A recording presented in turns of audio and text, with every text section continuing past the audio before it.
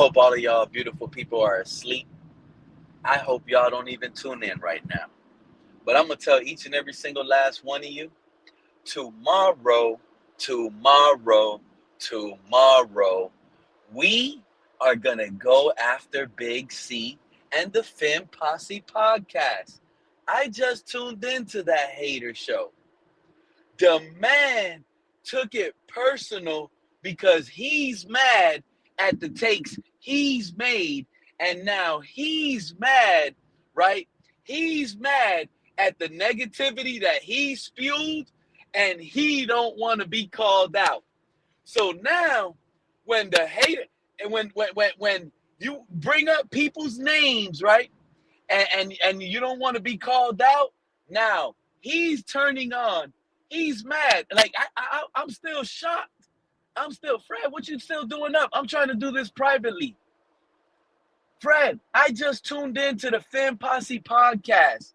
The man just had a complete meltdown. The man is lying. The man, and you know what's funny?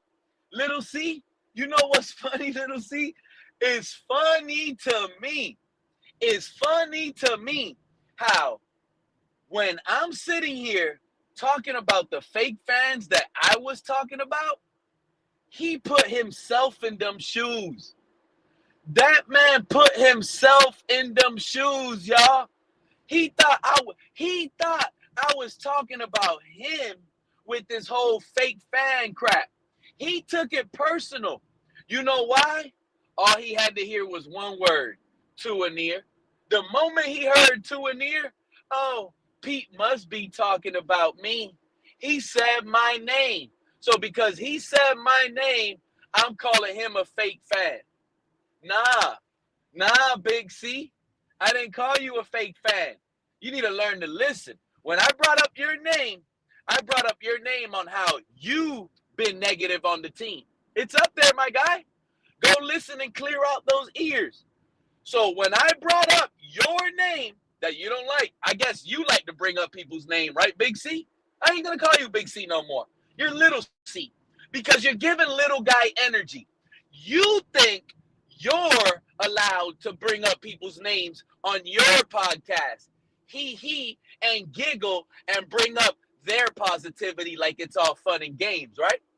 But when we bring up your name and how you're being negative on the team, you got no substance on. You got no film on. Nothing to go negative on, but yet you want to drag on it, and you're mad. You're getting called out because you see this team as a 4-6 win team. My guy, you made your bed. You got to lie on that. I promise you that. You made your bed. You're going to lie on that. And that's a fact. You don't like it? Well, you made your points. And your points are no good. Notice now, he has to clinch on to other negative guys. Notice now, and I got to the part, he was up there with Lewis. Lewis up there telling him, don't worry, Big C. This is Lewis from the Blitz Pickup, bro. On that man's podcast, while we're live over here calling out these negative fans, they left. They're like, oh, man, they talking about us. We can't do this. So they left to go hang out with more negative guys, right? And they posseed up. You got Lewis over there. Oh, Big C, don't take it personal. Don't take it personal, Big C. I know Pete. Pete's a contrarian. This is the Blitz Pickup. Lewis telling Big Little C this. He's telling him, don't listen to Pete. Pete been negative, and now he's positive. He just want to be contrarian. You see those? You see how they make up narratives, right? And then label a person contrarian just to make themselves feel good, guys. Just to make themselves feel good about the negativity that they're spewing. You had Joe Riss, right? Mind you, think about this. Joe lied. I told y'all Joe lied. That man ran out of negativity material when I gave him that negative power hour. He said, guys, loud pack of chihuahuas. Y'all ain't no Rottweilers or pit bulls. Ain't nobody scared of y'all biting. Y'all just barking. And y'all continue to bark on our team. That's the problem. And some of us, they might not call it out because they don't have a show. But guess what? We do that over here. That's Dolphins material. We tired of y'all being loud and wrong. That's the truth. We are sick and tired of y'all coming up on y'all little YouTube, coming up, spewing negativity now, and y'all don't even got this team packed up like y'all know what's up. Y'all wrapped up like a book right now that don't want to be read. We ain't trying to clear the seal. We don't want to read y'all. The book going to stay sealed. It's not going to be open. We don't want to read y'all. That's just the truth. You mad, right, little C? I said, and then you put yourself on that boat, right? Because if you listen to it, Big C, you called yourself a fake fan. And then you lied on my name. Miller, that's who you rock with, Miller. That's your guy, Miller. That's who you go every day, Monday through Friday, to listen to that loud and wrong negativity he's spewing. And you be thinking he's right. But yet, you want to defend your boy, Miller, Finn Posse Podcast, when he lied on my name, just so he could go over there and have some content to talk about. That's what Lil C did. He lied on my name and went over there to bring up some Dolphins drama, start up some Dolphins content, because he thought he had a big show popping. And just like your negative takes, Big C, it didn't work out, my guy. I'm sorry. It didn't work out. You was up there talking about how I'm trash. Everybody that comes up on my panel are trash. We're delusional. This is an unwatchable show. Oh, I don't even know why guys subscribe and listen to that crap. It's a clown show. Oh, really? Well, you got clown ears, little C. Your ears don't adhere to what you need to hear. And you don't know how to pay attention. And I always said it in class. It pays to pay attention, guys. It pays to pay attention. So I'm glad, you know what, little C? I'm glad you view yourself as what I was trying to bring up and talk about. Because you do check a lot of boxes, but I never put you in that box. I called you out for differentiality on how fake you are being. I didn't call you a fake fan. I said you're being fake, right? Because the fake fans, I had my take on them. You, little C, provided your own situation and you aligned yourself to be a fake fan on your own. Not once did I say you were a fake fan. I said you were being like a fake fan. And I gave my material how you want to be negative because that's what you want to do. That's just what you want to do at this point. Because you, Big C, you're upset. Your lefty left you hanging, my guy. And I can see right through you, bro. I can see right through you. We know you pump faking. We know why you're negative. You're just mad you were loud and wrong on Tua, and you can't take it. You can't take that. Oh, look how you be coming off. Look how you be coming off. Oh, and this is that fake stuff I be talking about. Yup, I'm going to say it now, little C. That's that fake stuff. This is that fake love these guys like to show. Because I didn't watch that whole show. It was terrible. It was terrible. He's lying, trying to make content out of nothing and use my name. This man, right, and I tell y'all all the time, hidden agendas. He brought up TD Finn's Talk name. You know if TD Finn's Talk goes live right now and calls out Little C will run to his podcast and make it seem like, oh, look, TD wants to bring my name up. TD Finn's Talk is bringing my name up. That's what he's going to do. Like, you ain't bring up TD Finn's Talk name. And the funny thing is, he brought up TD Finn's Talk, and a lot of these guys, they act like they not sneak this. That's what I don't like. Cat in the hat. You see him, he don't want to come around. They get called out. Now they don't want to come around because they don't want to stand on what they say. I tell y'all all the time. People sneak this, say little things, and then you catch them. You word them out. Oh, nah, Pete, you ain't cool. That ain't cool, Pete. I thought that was your buddy. I thought that was your friend. You don't do that. Ain't no friends. Some of y'all know they ain't no friends. So now that y'all got that figured out, Big C goes up on his podcast. And let me tell you how Big C and Little C like to do it. Because, it's two of them. Sometimes you get Big C when he's positive on the team. And then the majority of the time, you're going to listen to negative Little C. And that's what you're going to get over there. But the reality is, he brought up TD's Fence Talk thinking he's doing a good service. Like, oh, this is how he worded it. I like TD Fence Talk. He's a cool dude. And I respect him. This is what they'll say about you guys when they don't respect you. This is how they start off conversations when they really don't like you. This is what a liar says. For example, when a liar tells you, and they start their sentence off by, I ain't gonna lie, you already know everything else behind that is about to be a lie. They're just throwing you off by saying something correct that makes you believe they're not lying. So they'll be like, they're narcissists.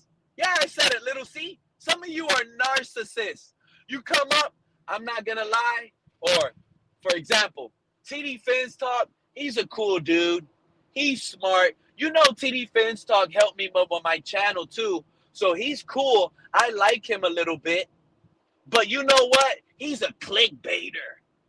There it is. Now you see what I'm talking. Now he wants to call TD a clickbaiter. Don't throw rocks at a glass house and expect that rock not to be thrown back at your window, buddy.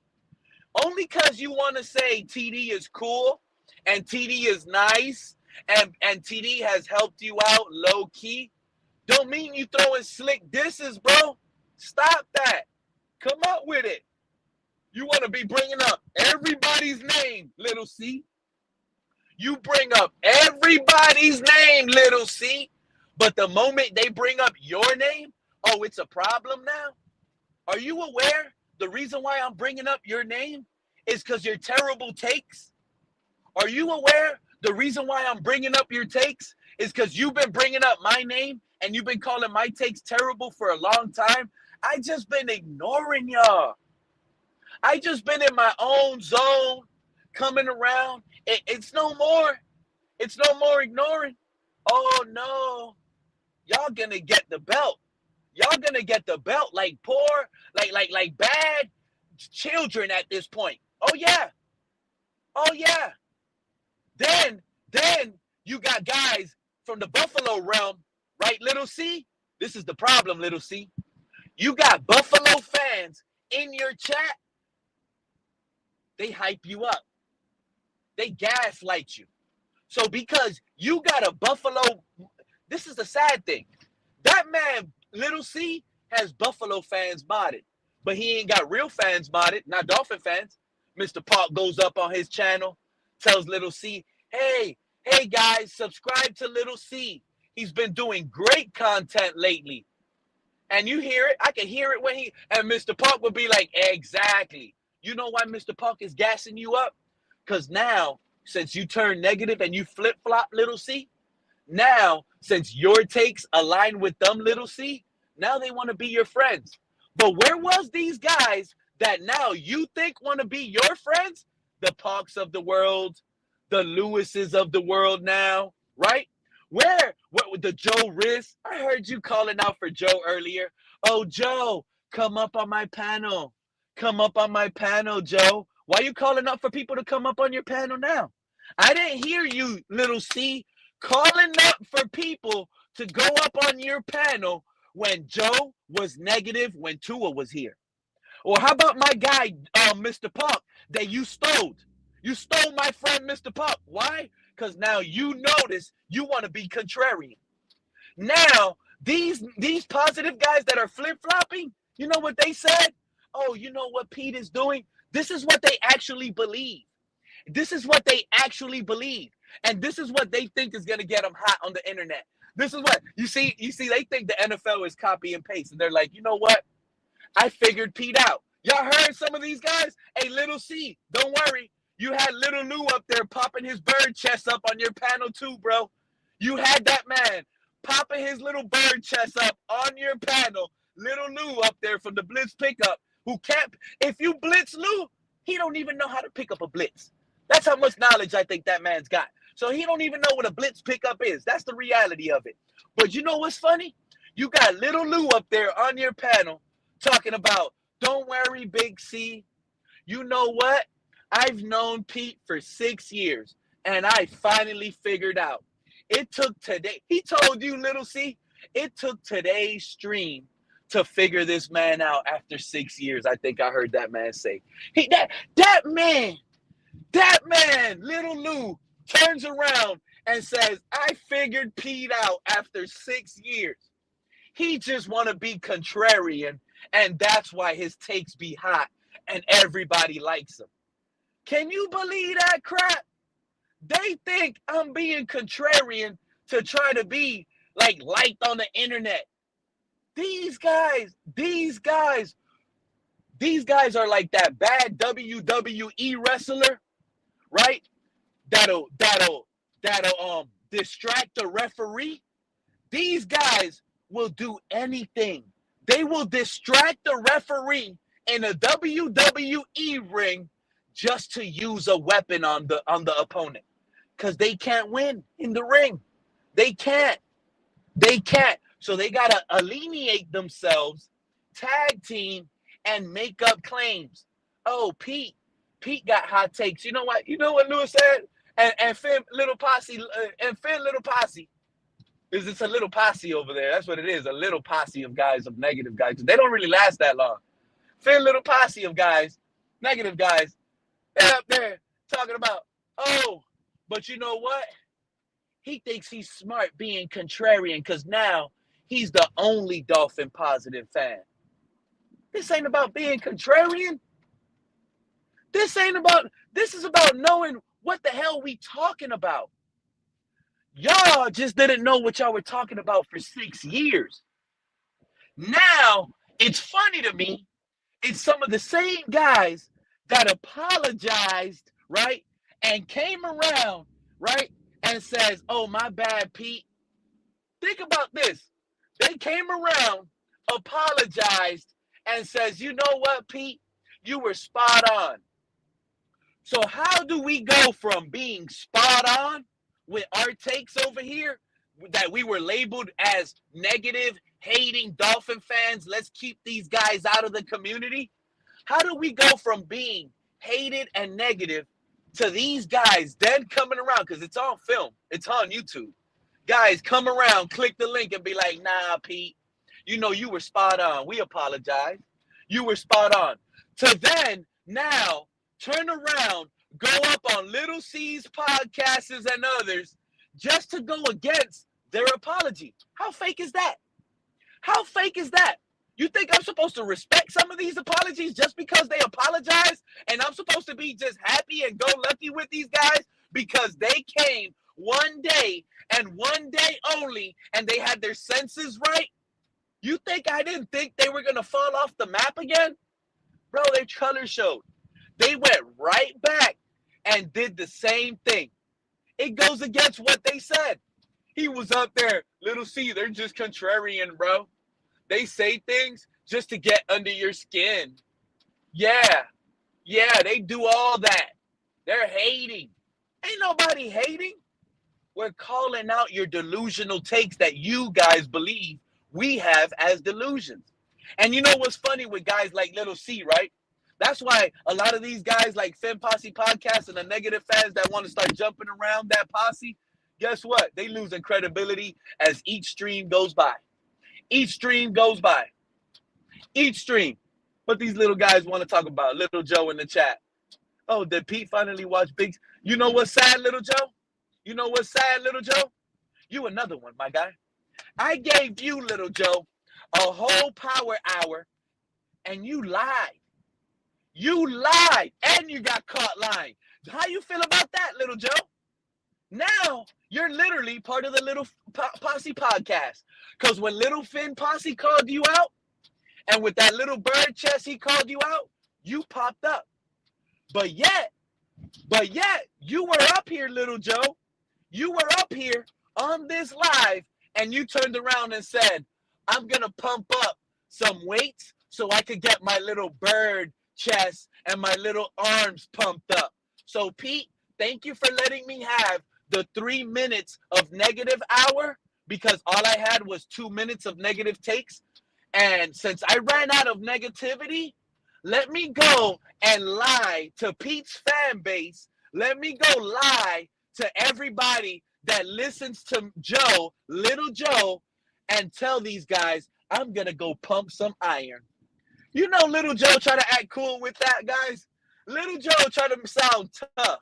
He was like, guys, I'm done here. It's over. I don't have no more material. So what I'm going to go do, fellas, I'm going to go pump up some iron at the gym. I'm going to go work out my muscles, and I'm going to go ahead and take off.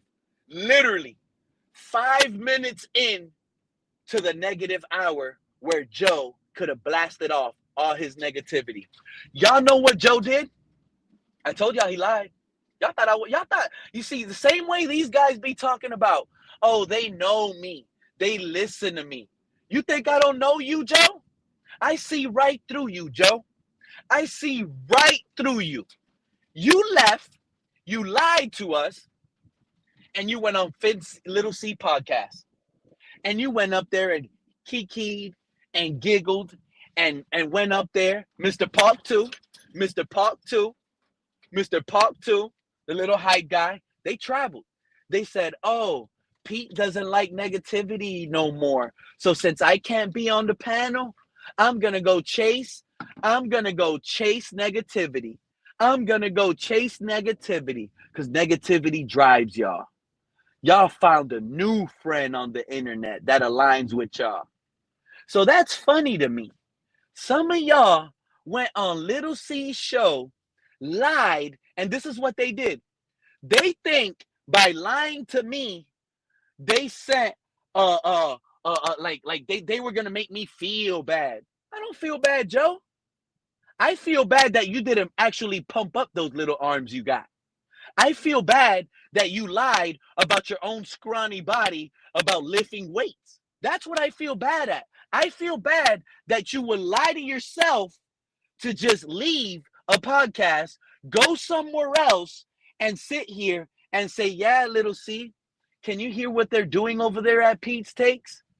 Yeah, they're talking about you, Little C. They don't like the way you're spewing negativity. You're right about it. You're right about it. We don't like the negativity because y'all negativity don't make no sense. Y'all negativity don't make no sense. Okay? Zero. Zilch. Y'all hating on the squad with zero substance, with absolute zero takes that don't hold weight. None. Popeye wouldn't need the spinach to lift that bar with the weights y'all bringing. Pete, first of all, I got 80 pounds on you. You can outfit you. Second of all, you lie. Look at how Little Joe is in his feelings. Look at how Little Joe is in his feelings. So what, Joe? Now you're some sort of, now look, what? Now what, Joe? You're going to go on a body fitness podcast show now? Now you're going to go on a body fitness podcast show, right, Joe? And you're going to go spew my name? And you're going to go talk, oh, Pete wants to talk about how I'm scrawny, but he can't lift any. I never told y'all I was a gym guy. I never told y'all, and I never lied to you, Joe, about leaving a podcast to work out, seem like some sort of gym guru guy, to go on somebody else's podcast and sit here and talk about it on a Little C. I have Z. What is little C talking about? Little C, the guy that won't mod a Dolphin fan, right? And you know what's sad about you, Little C? The only reason you modded that Bills fan, right? And you don't mod Dolphin fans, that's a fake part of you. And you don't want to hear it. That's fake of you. How don't you have Dolphin fans flooding your mod? So you trust, Little C, you trust an outsider before you trust your own guys that had your back. I don't think Joe Blow, Little Joe, is a mod on your show. Why you do that? And then you calling him out. Joe, can you come up on my panel, bro? I like you lately, Joe. Yeah, your takes align with mine. So since me and you have similar feelings and we're both loud and wrong with the negativity on our team, guess what? I like you now, Joe. Yes, I do. But how come, Joe, little C didn't like you when you used to be negative on the Tua-led team? Answer that, Joe, since you want to switch up. Since you want to switch up and be a hypocrite, Joe, how about you, Mr. Park? You think Little C would have you on that show when he was a two-and-ear and y'all would sit here, derail, and bring up negativity? Ask Little C why he wasn't letting me up on the show and he had me. If I was holding my breath backstage, I would have died. And he would not care. He would have let a Dolphin fan die. You know that? You know, if I was holding my breath, if I would have told Little C, yo, Little C, I'm backstage on your show right now. I'm going to hold my breath until you let me up, or I will die if you don't let me up. Y'all know he would have let me die back there because that's really literally what he did. I fell off. I went back. Other people came off, right? He allowed the other people on his show to come right back up. You know what Little C could have handled? He could have handled someone, right? He could have handled someone come up on that show, on his show.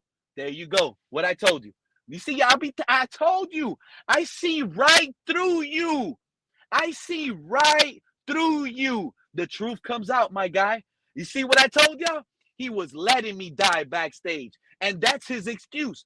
That's his narrative. That's why he kept muting me. And that's his agenda to try to sit here and belittle someone on their platform. That's how you do, people. You kick them out, you mute them, and you use an agenda that, oh, they won't shut up. What about you, Big C? You didn't shut up. You weren't shutting up with those bad takes. So because people are coming back at what your mouth is saying, your mouth, you think your mouth is allowed to spew whatever you think you can spew on the internet and nobody could check you, all because you have the authorization to go live and create a panel? So because you got the power, you're an abusive power user. Look at you, Little C. I tell you all the time. A lot of these guys are abusive power users. Yup. They won't let people be themselves. They're going to shut them up. Why? How come Little C? Little C, how come you didn't shut up Lewis? How come you didn't shut up Mr. Park? How come you didn't? And you know what? True Fin Fan was up there too. How come you didn't follow and mute that negative True Fin Fan guy? How come you didn't mute that negative hype guy, Mr. Hype Man, Mr. Pop? I wonder why. You know why? I don't need to wonder. I know why, Little C, and I don't have no hair on my tongue. You see, Little C, I'm not like these other guys, bro. I'm not gonna just sit here and not spew something that's true.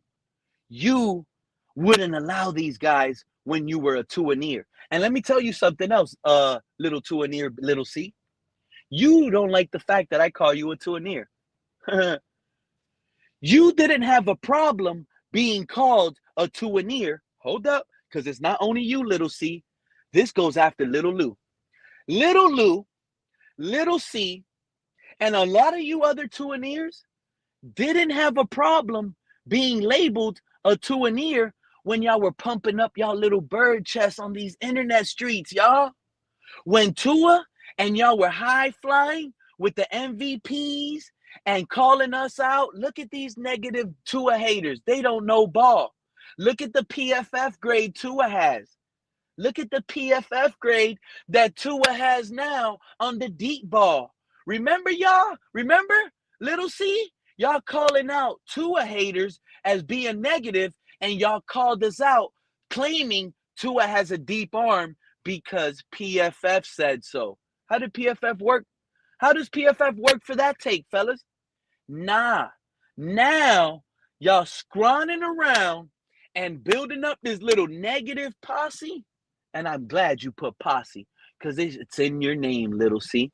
It's in your name. You want to be some sort of, I'm the right Dolphin podcaster. I've been right. Now that you've been wrong and you've been caught wrong, Little C, guess what? Now you want to call out other fans that we're right, you want to bring up other substance. You know you ain't going to sleep. That's another guy lying. I already called Joe lying on his 80-pound dumbbell weight. He's going to have to show that on screen, Mr. Gym Guy. Show us you can lift 80 pounds on one arm, Joe, little liar. And how about you, Posse? You ain't going to bed. Because right now, this entertainment that you're getting ain't going to allow you to sleep. So I'm going to tell you what you're going to do because I'm going to call you out on this little lie right now. You're going to click off. You're going to go off. 10 minutes later, you're going to realize, little C, everything Peter's saying, it's kind of true. So let me come back and listen to the rest of this. Because I can't believe this guy. I can't believe this guy. You see, I told you. So they can't get mad when I call him a liar. He can't get mad and go on his list. You know what it is? Is that I see right through you, little C. You want to go live right now. You want to go live right now. You ain't going to bed. You scratching your skull till your skin starts bleeding. Your skull is cracked. You scratched it because your skull is cracked. Now you're leaking. You ain't sleeping. I'm going to tell you right now. You ain't sleeping. That's the difference. And you know what, EM? I'm going to break a rule. Because I ain't going to lie, EM. I kind of felt bad seeing you in the chat, not modded, right? I kind of feel bad. I saw, who was it? Not too long ago, Shake Money. He wasn't in the chat, not modded. And I saw Crypto Dolphin not modded. And I kind of feel bad, but you guys kind of like stopped coming around too. And now I'm going to give y'all the opportunity. Some of y'all going to earn y'all mods back because I did say once I got to 1,100 subscribers, nobody else was going to be modded. So that's why I stopped modding everybody. And you see, even some of these haters are modded on my show. I don't care about that. Oh, they want the link. So now y'all don't only want to hear it in y'all ear. Y'all want to face it face to face. These bird chest fans, bro. These bird chest fans, I tell you all the time. I don't know why they even try with me. I don't know even why they even went on their show, called me out a clown. And you know what? And I'm not only fighting and speaking for myself. I'm not even only fighting and speaking for myself because you got guys like Little C, Little Joe who can't lift a 10-pound dumbbell, Little Lou from the Blitz pickup that his birds, you would think with the way Lewis be popping off on some of these podcasts, you would think he's Arnold Schwarzenegger in his prime. You would think Little Lou is Mike Tyson in his prime. The way these guys be calling people out, the way these guys be calling people morons and clowns. Little C, I'm going to tell you right now, Little C Finn Posse Podcast, you and your whole little posse could come up here. What up, dog? Because one thing about my team, I know my Dolphins more than you, Little C. You don't know my team. You don't know my football team. And now some of y'all mad because I'm bringing my Dolphin knowledge, and now is when I'm standing on business. Now, like EM is saying, is Zach Wilson when even I'm signed to a after team these right now? guys next. Because you know what? Big Pete. Big Pete been quiet for too long. And it's time to go at these next. Is Zach Wilson even on a team right now? Welcome home, EM. Welcome home. Hey, Big EM. Welcome home, Big EM. Come pop off. What's up, Little Joe? Pete, I don't know if you realize you're lying, but you're lying. I don't know if you realize that right now. Let me tell you. Oh, hold on. I'm going to give a liar his opportunity. But one thing I realized in life, nobody ever believes a liar. So the lying allegations that you're carrying, how is anybody going to believe you calling me a liar? But go ahead. Well, because you could easily go to the streams today and look at the timing and realize that you're lying about this. Let me explain it to you, Pete, because I think when you went to go back and watch Big C's stream, I think you got fucked up with the timing. because when I was on your stream and you finally let us all up, and then I told you that Big C was going off on you in his YouTube, I eventually dropped from yours, went to his panel, and then he ended his show after I was up there for a little bit. And then what did I do? I came back to your stream and went on your panel, and then you gave us a negative power hour. So for you to say that when I said that I was going to lift weights and then I went over to his stream, I'm saying you're lying about that and you're incorrect. Well, you know what, Joe? That's fair. You know what, Joe? That's why you're Big I Joe actually right did now. go. I had a great lift. That's why you're Big I had Joe. a great lift, and then I went and I had a great You're Big my Joe. girlfriend. You Big Joe. You're right. I was wrong. I you know what? I didn't even pay attention to it like that. So I did lie.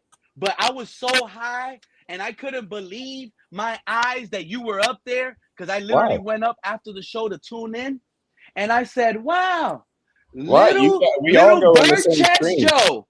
Little bird chest Joe wants to sit here and talk about lifting weights, and he wants to go behind my back to sneak and go on Little C's about an hour and a podcast. half. Wow. Before. So I apologize Yo, wow, for bro. lying on your name. I got no. The second lie that you told, yeah, he's got to back out every time someone drops because his audio gets fucked up.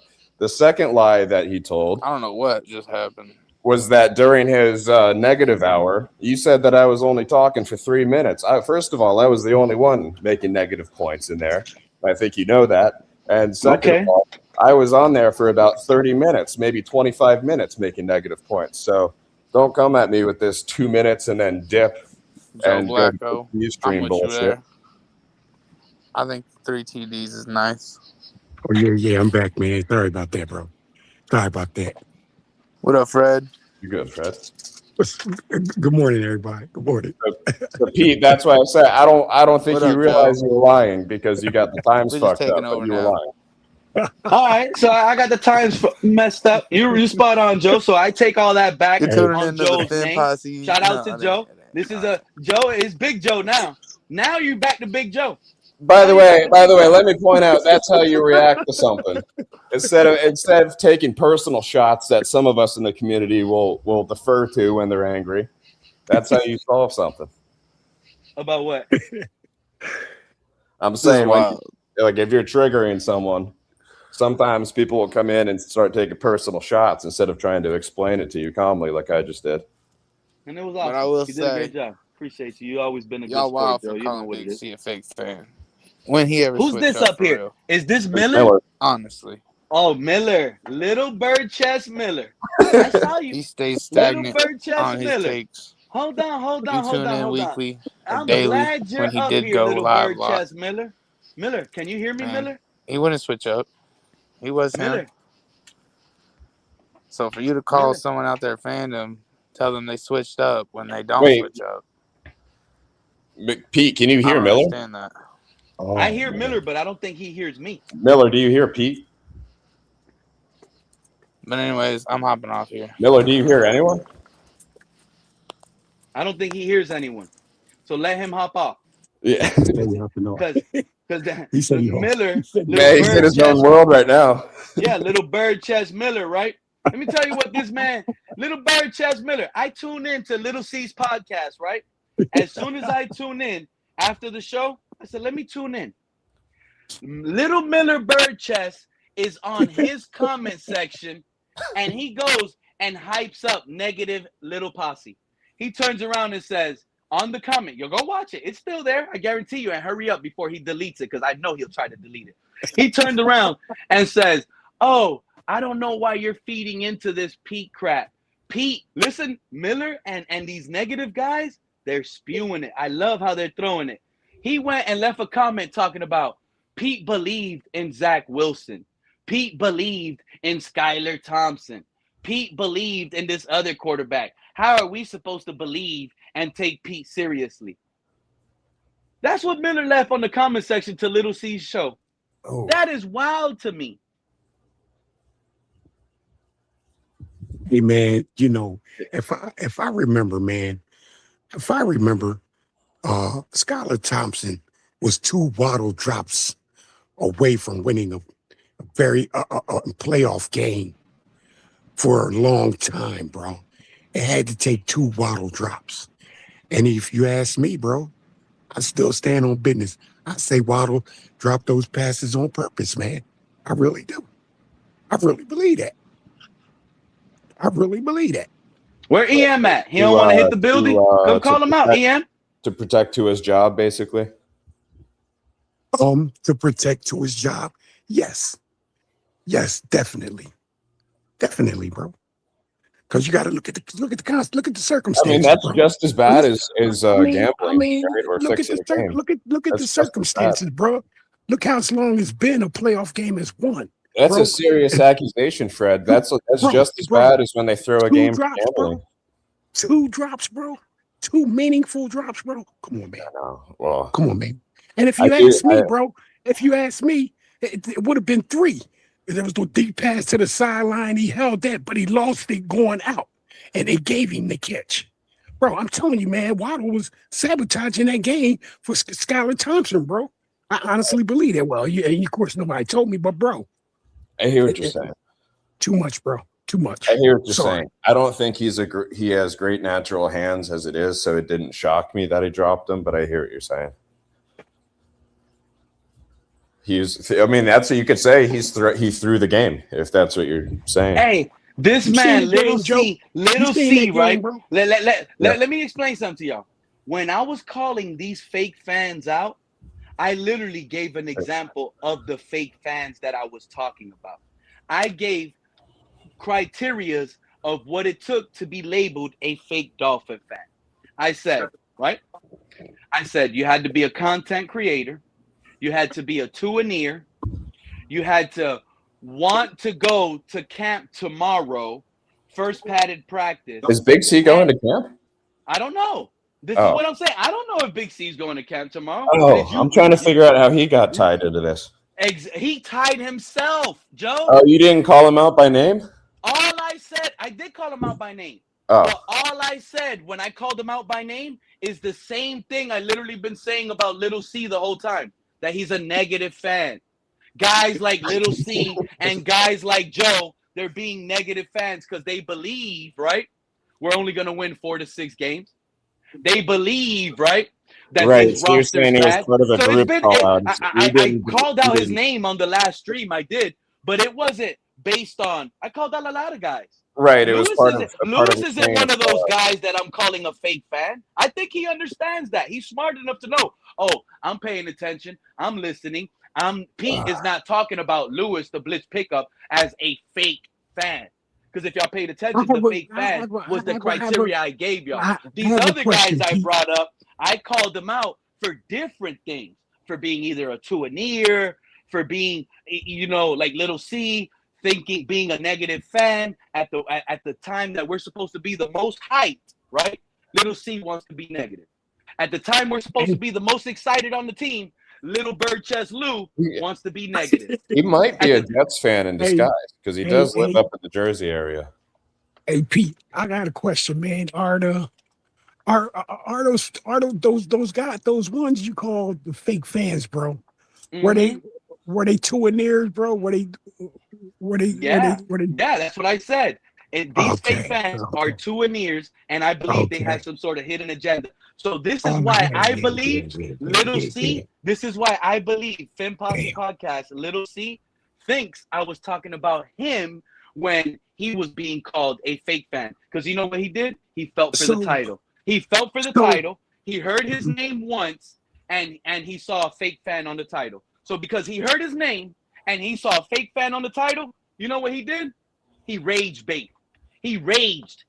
Pete's calling me a fake fan. He took the cheese. Yeah, exactly. He took the cheese. So now we know he is a fake fan because he believes himself based on the reaction. Yeah, exactly. So now because you were two-a-near and shit fell apart under Tua, they seem to don't think like nothing's going to work with what the Dolphins are doing now, especially at quarterback. Is that's the presumption I'm getting, bro. Like because Tua didn't work out, this quarterback is definitely not going to work out. And it's been like that for years. That's interesting. Why you think they hated on you, Fred? Fred, when you got excited about Skylar Thompson, they hated that. They did what? Next man up? They next what? How dare you? How dare you praise the next man up, the backup quarterback? You don't know football. You like the backup quarterback, Fred, over Tua. You're clueless. This is what guys like Miller in the chat think. This is what guys like over there with that negative that want to spew. Oh, Pete used to like Skylar Thompson. Pete used to like Jacoby Brissett. Pete is just a contrarian. He likes every backup except Tua. Y'all hear that crap? Did it get bad? I didn't watch Big C's stream. When I joined it, I was just there for 5 minutes talking to him, and then he ended it. Was he taking shots at you? He was, bro. The man was literally saying our show is trash. He doesn't understand why people would even watch this delusional show. Why would people even tune in and give their ears? I did hear one. I did hear one thing. I think I even told you. He said it, and he started talking reckless, not only about me, but about the guys that come up on the panel. I heard him say it was a hard. So now, Joe, when other people come up here, right? He was talking about them. So if these other guys go back and listen and they feel disrespected by Little C and they come up on the panel and start talking back about Little C, you know what Little C's going to do? Oh, I heard Joe talking bad about me over there on Pete's Takes. And now he's going to make it seem, right, Joe, that you started it, that you brought up his name, Joe. When yet, even though he didn't use your name in particular, he said, the guys that go up there on the panel are clueless. They're clowns. They're delusionalists. That's about Fred. That's about Mr. Park. That's about me. And you know what's funny, Joe? That's me. I was live over here, and I didn't know he got rage baited through a title, and he went live to diss us. I caught the show. You weren't even there yet.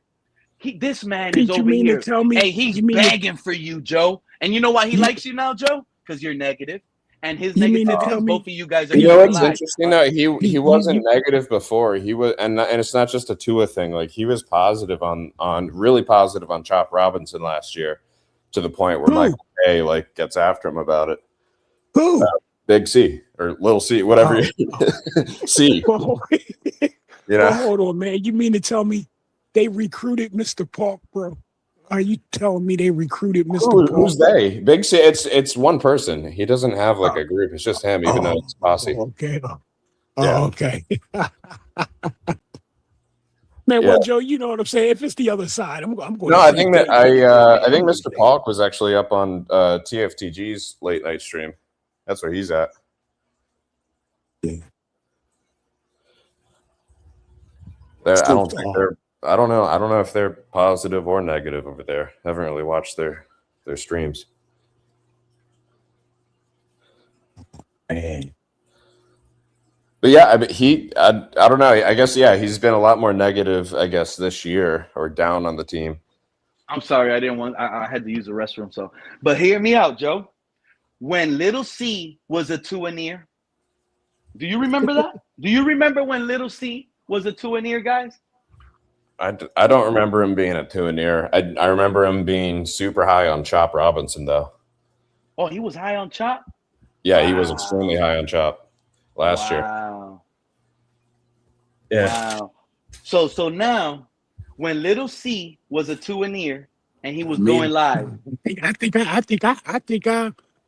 I kind of heard him a little bit. He was high on Tua too, bro. He was a two-and-ear, and this is what I'm trying to say right now. When he was a two-and-ear, he wasn't dropping the link. He wasn't dropping the link. He wasn't having panel shows. When he was a two-and-ear, Little C would be up on his show with his little head on screen, popping off, screaming, talking about what I told y'all. Two of this, two of that. I'm right. These other Tua haters are wrong. Now that he's wrong, and now that it all fell apart. Now look at him and his show. Yeah, man, because I look at him. Now he wants to sit here and recruit negative guys. You can have show negativity. Take him from me, please. I might have to switch sides because I'm not trying to get associated with two-and-ears. Like I'm negative, but I also wasn't a two-a-near. But the way everyone's talking is that the negative people are the two-a-nears. Oh, sounds I don't right, like Joe. that. I don't like that Coincidence, association. right? It's a coincidence, right, Joe? I don't like that. I mean, there has to be a group like me that was negative on both. Tua and now. That's why your name is Big Joe. That's why it's Big Joe. That's why it ain't Little Joe no more. It's Big Joe. You're unique out here, Joe. What's that? There's some of the fans that are just unique. You're unique out here. Yeah, I guess so. You don't. So that's why when I talk about these two-a-nears and all this, you can't feel like I'm talking about you because you don't sit in none of those takes. No, you're but a Tua hater and you're negative. Yeah, you might be getting hit by the negativity, but it is negative. And the more you talk about that, the more I realize that like I'm might be guilty by association soon, and I don't want that. You know what I mean? If all these negative fans are two-a-nears, that's not the couch I want to be sitting on. Hey, these two-a-nears are smart. They're recouping their ban, and they think they're gonna do it with negativity this time around. Wow. Yeah, don't align yourself, Joe. Don't align yourself. You know what? I'll say this though, like I'm definitely not going to be one preying on the downfall of Malik Willis, right? Like I want him to succeed. If he succeeds, that's the shape that our team is going to be in with that contract that he's on, and already having the QB and just needing to add a few more pieces after that. To be able to strike up Malik without having to use the draft would be insane. Hey man, something just hit me, man. This just hit me, Brett. Hit me, man. Like, this just hit me. Like these two-a-nears, man. They knew. I think they knew that Tua was trash, bro. I think they knew that, bro. But they just push it because they just push it because there's no other reason but for clickbait, bro. Had to Thank you. It had and you know what's funny? Couldn't nobody believe in that trash like that, bro, if there wasn't something to gain from it, bro. I just can't see nobody believing that this dude wasn't trash unless it was something to gain, bro. For real. And I just thought of that, man. Fred, you know what's funny about that? I brought that up already. That is their main point. That's literally what it is. What? So what Fred is talking about. So they're upset. You understand what I mean, Joe? You understand what I mean, bro? They're upset. No, Joe, I'm saying that they're doing clickbait to be. Yeah, man. I mean, you can't. I mean, anybody who's watched football knows football. But tell that quarterback was trash. But they still go hard for basically, it. Anyway, Joe, bro. They basically what Fred is saying is bro. Couldn't have been nothing for clickbait, bro. Had to be. Fred, that's what it's always been, though, Fred. That's what I've been saying this whole time. So you tell me. And and all they did it for was because Tua brought them subscribers and likes. So more people like the hero than the villain. So who's the fake fan, bro? Not anymore. So who's the fake fan, bro? You can't get nothing faker than that, bro. I believe you really know this quarterback. Oh, when you know he's trash, but you're saying he's not just. Yes, Joe. And they knew, and what Fred is saying, Joe, is these two-a-nears, they knew guys like Fred were right from day one. But I think it's more of a pride thing. They still went along with it because their YouTube show was getting a lot of views at the time. I think it's more of a pride. I think it's a pride thing, which is equally shameable. Where it's like people that had put so much on his name, saying he's good and he can do this and that. We're now looking. Joe. Nah, man. I mean, they're going to try to look and find a couple of things. They're going to double down on their bet. 2 good things. What was it? 2 good powers or 2 good things Tua could do? Maybe 3. I say 2. Yeah, I was open to him for the first year. I was open to him for the first year, and I felt like everyone jumped on him way too fast. By about year 2, 3, I was done. Yeah, I was done. But they still went hard for him, bro. They still went hard for him. There were still the disciples. that I was getting mad, bro. I mean, this is trash. Looking you right in the face. Why do you go so hard for this for the team, bro? Now I get it, bro. It was for clickbait, man. For clickbait, bro. And now I don't know what's fake. What faker? yeah, but How for much faker you can get? I Bro? mean, you'd think they would just jump on the next train though with Malik Willis, wouldn't they? Or And that's why, and Joe and Fred, that's why I always said, Joe and Fred, this is why I always said, and especially when I first started hearing Fred come around the community, I seen it firsthand. I said, oh my God, for some odd reason, this community only wants to allow, and I'm going to tell y'all how I really feel. For some odd reason, this community only wants to allow one negative to a hater. And for some odd reason, that guy was me, right? But yet, you would have another guy come up and be like, yo, Peter's right, Tua's this. Boom, they'll cancel him out, gatekeep him, crash him out. He'll crash out. He's gone. Fred started coming around.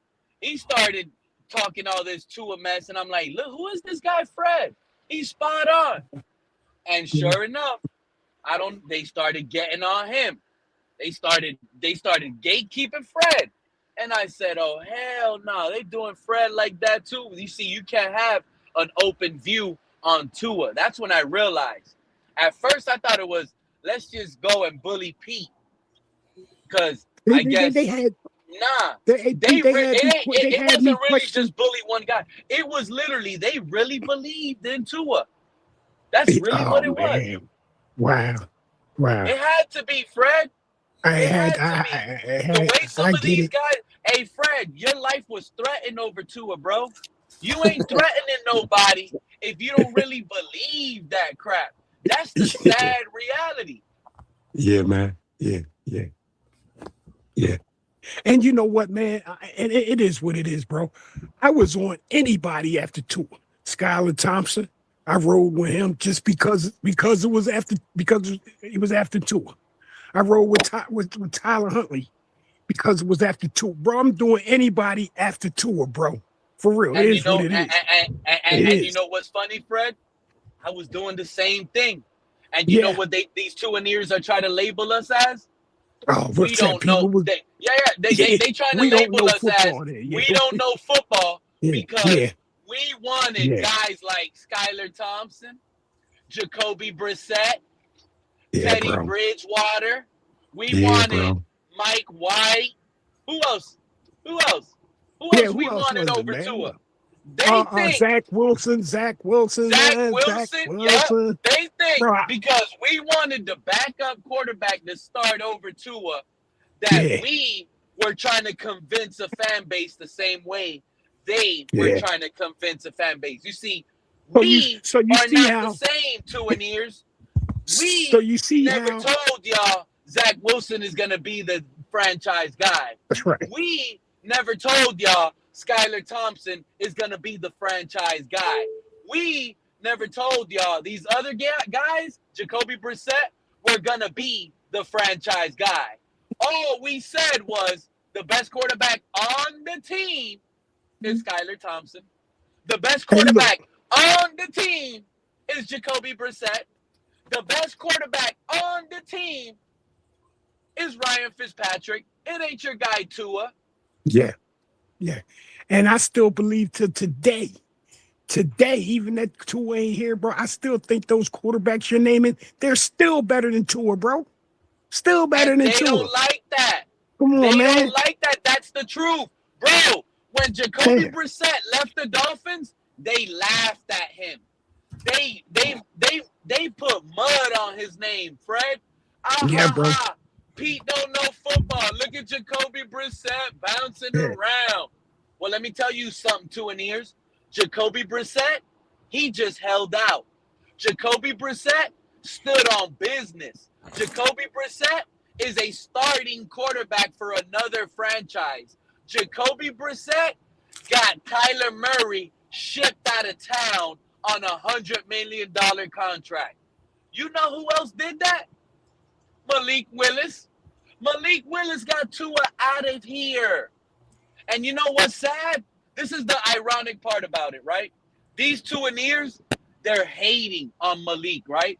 Malik is trash. How can y'all fall for Malik Willis? It's a small sample size. It's only 4 games, Pete, but you want to be hyped up on Malik. Yeah. Duh.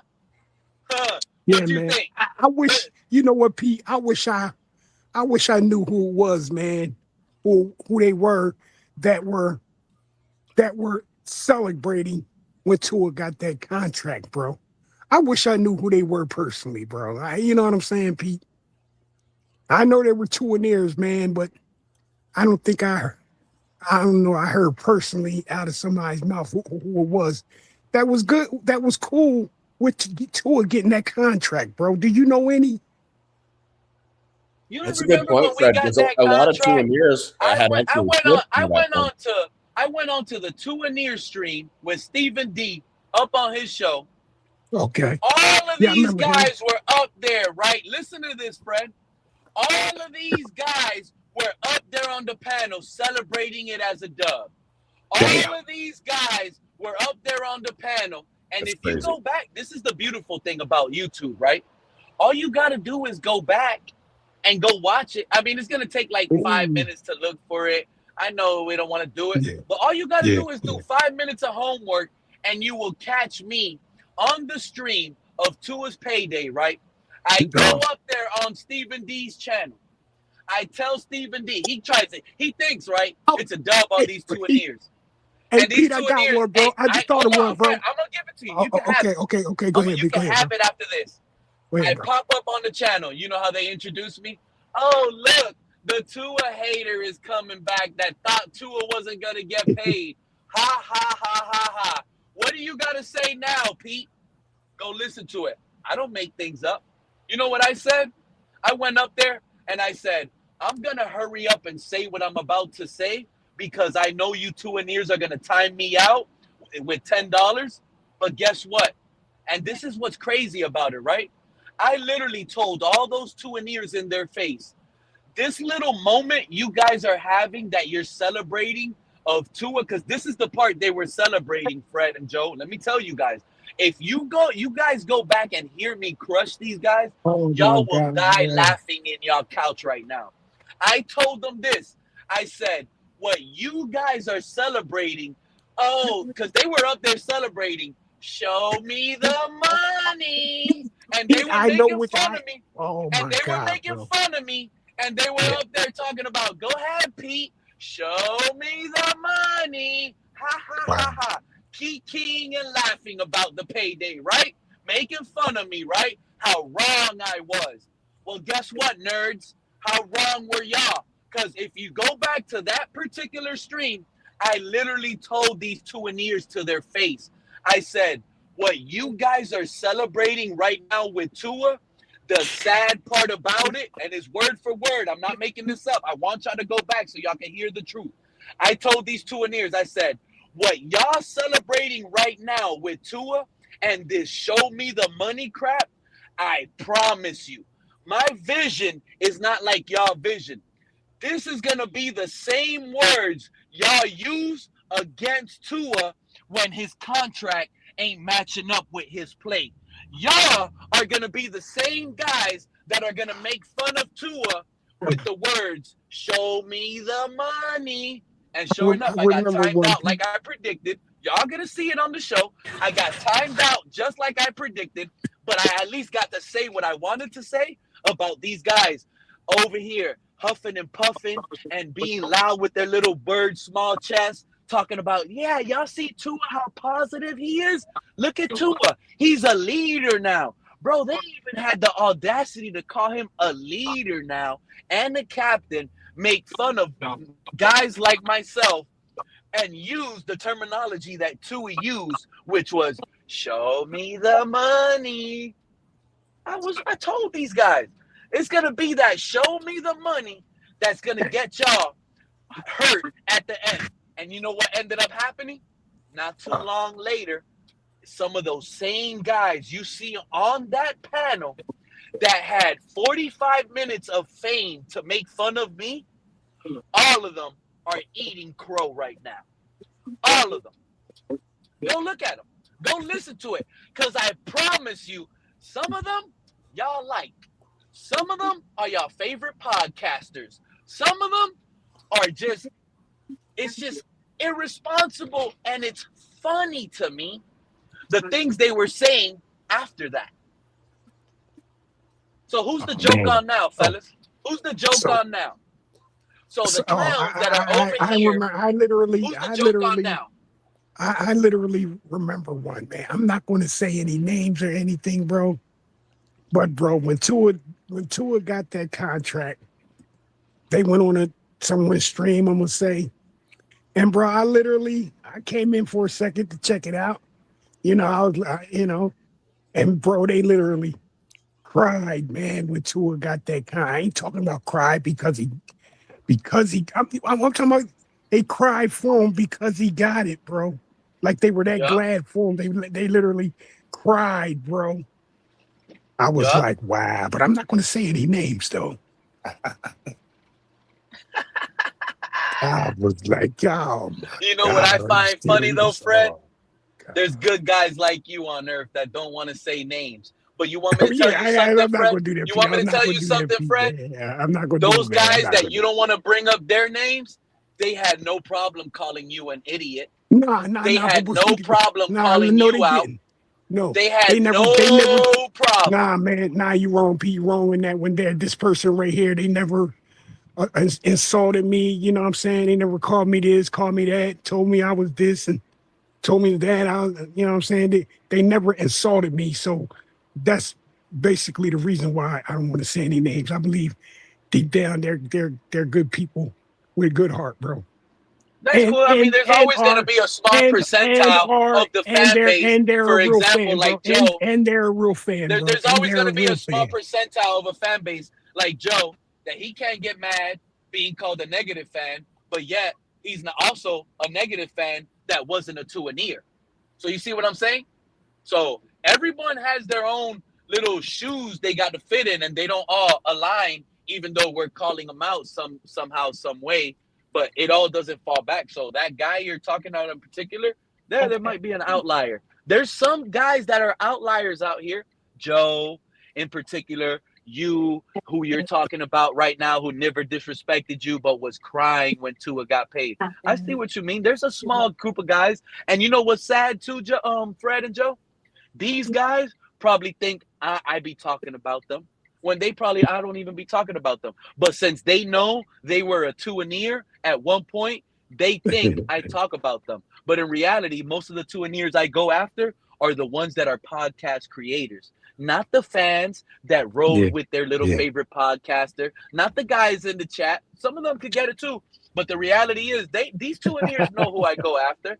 It's these loud guys that even if they don't have a channel or their own channel, they still knew how to click links, go up on panels consistently, call guys out for being Tua haters. Some of those guys, they know who they are.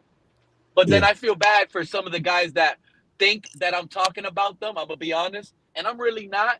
And they don't come around because they believe in their head, oh, Pete might not like me because he don't really like Tua-neers in this fan base. You're right. I don't like Tua-neers. I tell y'all all the time, y'all ruined our team by celebrating this crap from the very get-go. And I'm gonna be honest, I don't. I never liked the Tua-neers.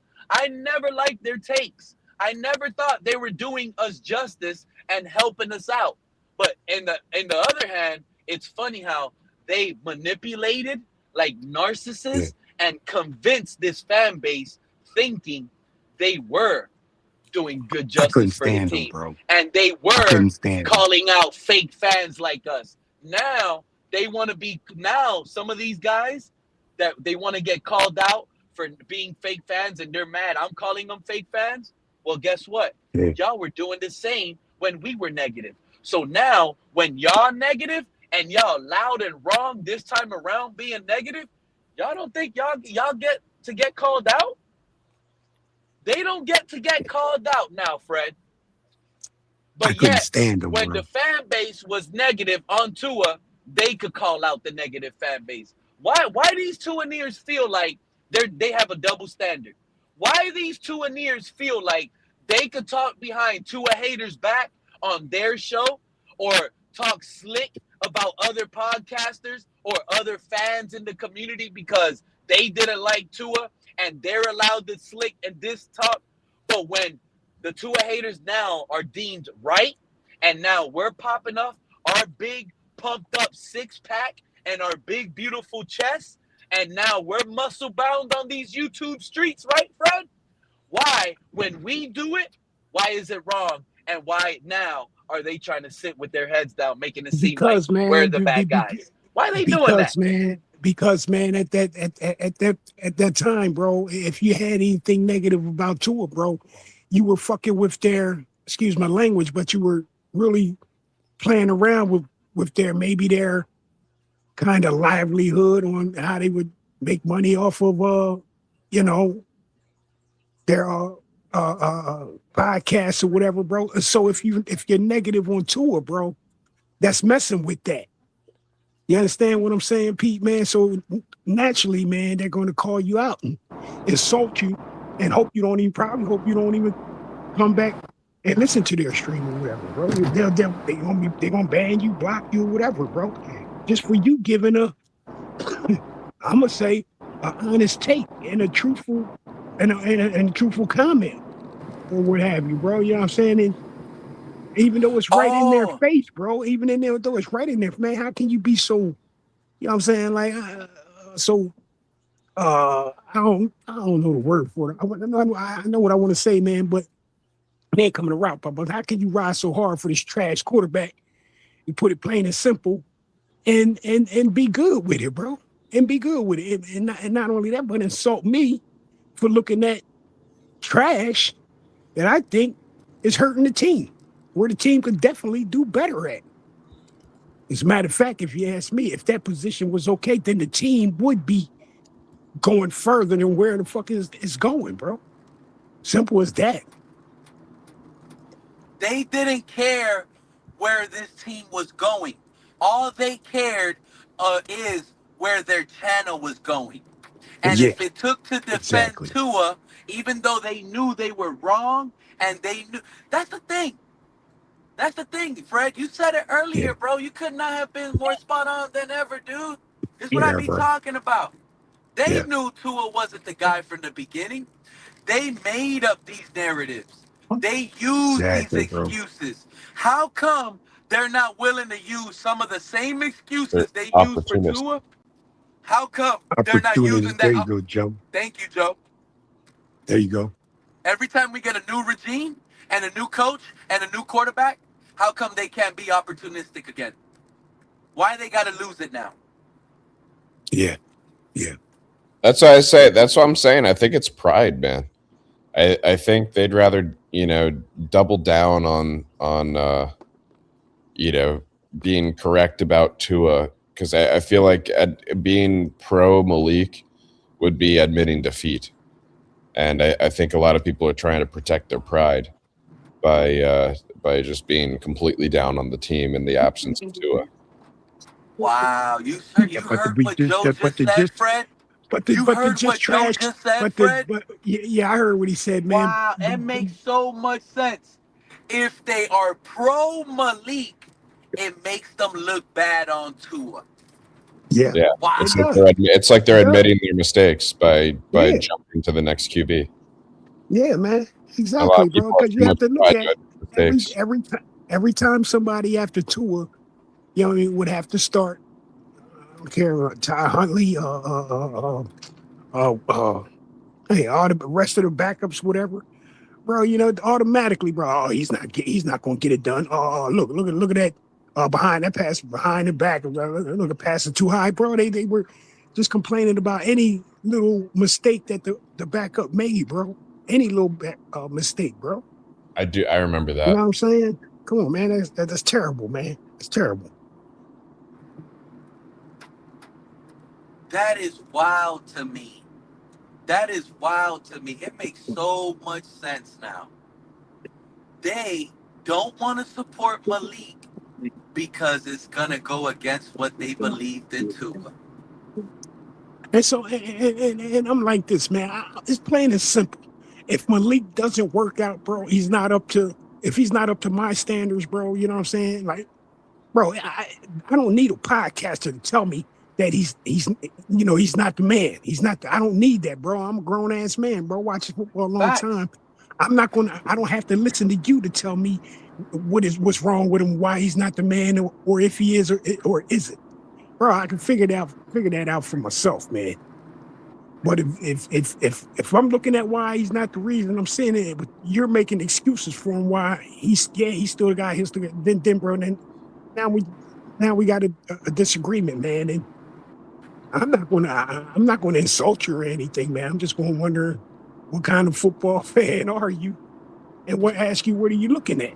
You know But what I'm the saying? hypocrisy is going to keep coming out as each week comes out. When you think about the excuses that these two-and-ears use to prop up Tua, they're not going to use the same excuses to try to build and help on Malik. You think, right? Even though, check this out, fellas, a lot of these two-and-ears are already saying we're a 4-win team. A lot of these two-and-ears are already admitting, right? We don't have no weapons at wide receiver.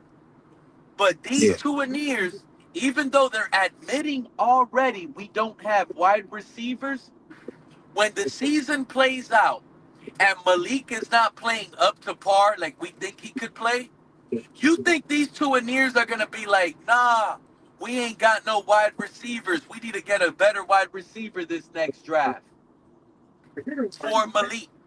They're not. They're not going to say we need a better wide receiver, coach. They're not going to say we need a better offensive coordinator for Malik Willis. Nah, man. They're just going to say it's just Malik. It's just Malik, bro. And that's when the hypocrisy is going to show. Yeah. Even though it's already showing, I'm just going to continue calling out their hypocrisy. And they're going to continue being mad, going onto their little podcast, talking bad. Oh, Pete said this and Pete said that. Yeah, guess what, little C? Pete ain't going to stop talking. Because little C has been wrong. Big Pete has been right. And now Big Pete wants to stand on it. What's wrong with that? The same way. Call it a night. Yeah. I want to call them out. They had no problem calling people out. Now they want to talk about, oh, we clicked that link. Oh, you click that link and you go hang out with those negative guys. You're going to waste your time. Oh, really? Oh, really? Waste our time.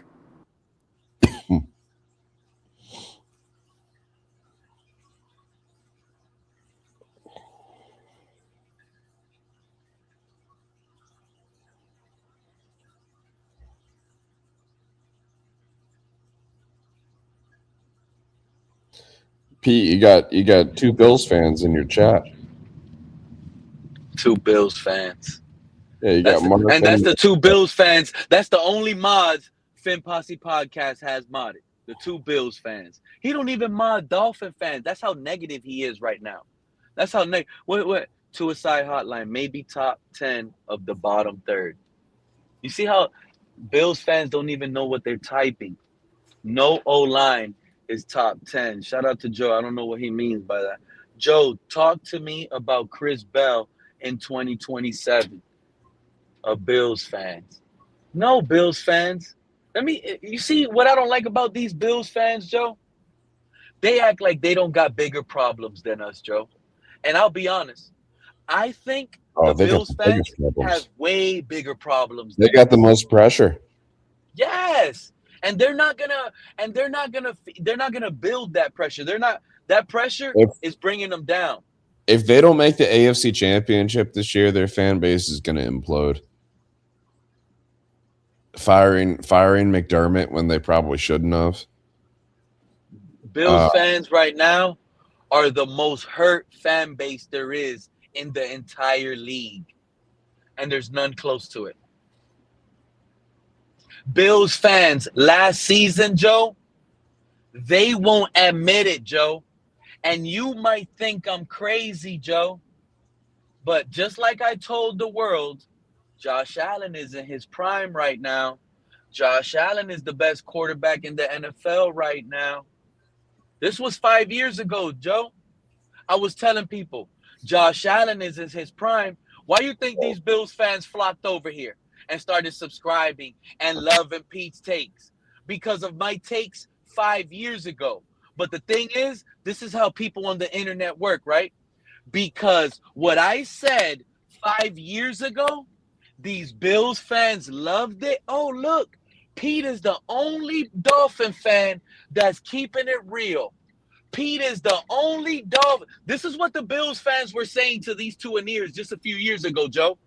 Pete is the only Dolphin fan that keeps it real. Pete is my favorite Dolphin fan. Mike, Mark, all on these Dolphin platforms. You know why? Because I always kept it real. I told these Dolphin fans, I said, bro, Josh Allen is way better than Tua. Josh Allen is the best quarterback in the division. In fact, y'all might not believe me. I was telling them 5 years ago, Josh Allen is the best quarterback in the entire league. Oh, nah, Pete. Josh Allen don't have a Super Bowl ring like Mahomes. That's the problem. That's the problem. Y'all think Super Bowl is really everything. I'm talking about the most talented quarterback in the league. The quarterback that is putting the most on his back and carrying a roster that's not a championship roster. That guy is Josh Allen right now. And I got a lot of pushback from the community. They started calling me a low-key a Bills fan. They started labeling me a hater. I hate the Dolphins so much, Joe, that I'm willing to stoop that low and call a turnover-prone quarterback the best, most talented quarterback in the league, right? These Bills fans were loving me, Joe. Mark, Pete, you're the best and you're the smartest Dolphin fan. But you know what's funny? How these Bills fans switched up. You know when they switched up, Joe? A couple months ago. You know why these Bills fans switched up on me, Joe? Because now my takes don't align with their takes anymore. And what they want to do is hold Josh Allen as the best quarterback in the league forever. And Joe, you know as well as I do, bro. You a grown man. You're smart enough. Nobody lasts at the top forever. A lot of these players peak moment when they're peaking at their highest peak, acme. If anybody wants to know what the word acme means, when these guys are acme and they're peaking at their highest moment and they're in their prime, they think that's going to be them forever, Joe. They think because they had a great 3-year run of a player in his prime, they think that's what the player is going to be forever, Joe. Do you think that, bro? I don't think you think that. Well, I think they're all the Bills fans are gripping with the reality that they had the guy and they couldn't get it done with him. No, this is the sad part, Joe. They still think he's that 2022, 2021 Josh Allen. They still believe they have the same Josh Allen that was able to mask a lot of problems on a team. That's not the same Josh Allen no more. No, I think it's similar to the two ears, whereas like they're not going to be willing to admit it, but they know. I think 100%. Deep down they know. They seen it in the playoffs versus the Broncos, bro. There's no getting away with that. Turnover Josh Allen, he's back. And only because he wasn't turning the ball over in the regular season like that, the last 2 seasons, that's because they've been a run-heavy team. Think about what the Bills have been doing. Supposedly, they have the best quarterback on the planet. How come the best quarterback on the planet, when the moments are needed, they took the ball away from Josh Allen, bro? They were running the ball in the most critical moments, counting on James Cook more than they were counting on Josh Allen. So they're trying to hide They're trying to hide and they're trying to go by these easy regular season wins and mask up Josh Allen. But when the games are lost in the big moments, they want to blame the coach. They want to blame the other things around Josh Allen. No, bro. Josh Allen single-handedly lost that playoff game with the turnovers he did. I think they should trade him now. Not this season, but at the end of this season. They should trade him before he gets any older. Not a lot of teams have the guts like the Seahawks to sit here and say, you know what? We understand you're the Super Bowl MVP, Kenneth Walker, but we are good talent evaluators here. You are no longer the Kenneth Walker we thought you were going to be. We maximized your talent. We got it. So high. And we don't at highest peak. And now that you're washing out, we can see that. And we're not going to just pay you a big bag because in the biggest game of your life, you got Super Bowl MVP in a team game. No, they did it smart. They let him test free agency. They let him walk. And now those falling apart Patrick Mahomes and the cat, that's another thing. You know what's funny to me, Joe? Now I could sit up here and talk about the fall off of Patrick Mahomes. I could sit up here and say, I told y'all Patrick Mahomes wasn't going to do it. But people were calling me crazy. And you know what the people are going to say, Joe? The only reason he didn't make the playoffs, and this is the first time he didn't make the playoffs, Pete, come on, man. He blew out his knee. He got injured. No. You know why he got injured this year? Want me to tell you why Mahomes got injured this year? Because he's no longer young and in his prime like he used to be. He's no longer durable and his bones are not secure like Mahomes used to be when he was 23 and 24. He can no longer carry a roster like he used to be when he used to be able to run around and create things like that. The age creeps up. The beating through all these 7-8 years that he's taken off. Mind you, think about this too, Joe. Patrick Mahomes is a quarterback. Every year he's been to the playoffs. Every year he's been playing way more games than the average quarterback. And they think Patrick Mahomes is going to be Patrick Mahomes forever because Patrick Mahomes was hot for the first 4 or 5 years. Well, you know, it also plays into that is that the guy he's always compared to is immediately is Brady, right? Because of the Super Bowl wins. And Brady, such a long, ridiculous of an outlier career to any other QB, even successful QBs. Like they were, I mean, some of them played a lot of years like Rodgers is right now, but that's not that common, even for good QBs and Super Bowl winning QBs. Like you're still going to have, by the time you're in your early to mid 30s, you're going to be like breaking down. And, exactly. And when you have that fall off season, you're spot on, Joe. And when you have that fall off season like Mahomes, you hear some of these national media guys, oh, Mahomes is back. The Chiefs should be where they were at before. Why? So injuries and broken legs will affect only certain players, but because Mahomes, who has a Super Bowl ring in his prime when he was never injured before, he can't fall off. You're not allowed to sit here and say Mahomes is going to fall off and be bad because his resume used to be good. Right. That's kind of my Brady point. Like I think people are like, hey, Brady did this for so long and he was the champion. Mahomes is a champion. He can do this too. And people kind of romanticize what these guys can do. You can't tell me that like Josh Allen, just because he's a big dude, you can't tell me that taking those hits like he does when he's running the ball and absorbing the contact, you can't tell me that's not piling up and he probably leaves practice sore, wanting to soak himself in a hot tub. He's probably already breaking down.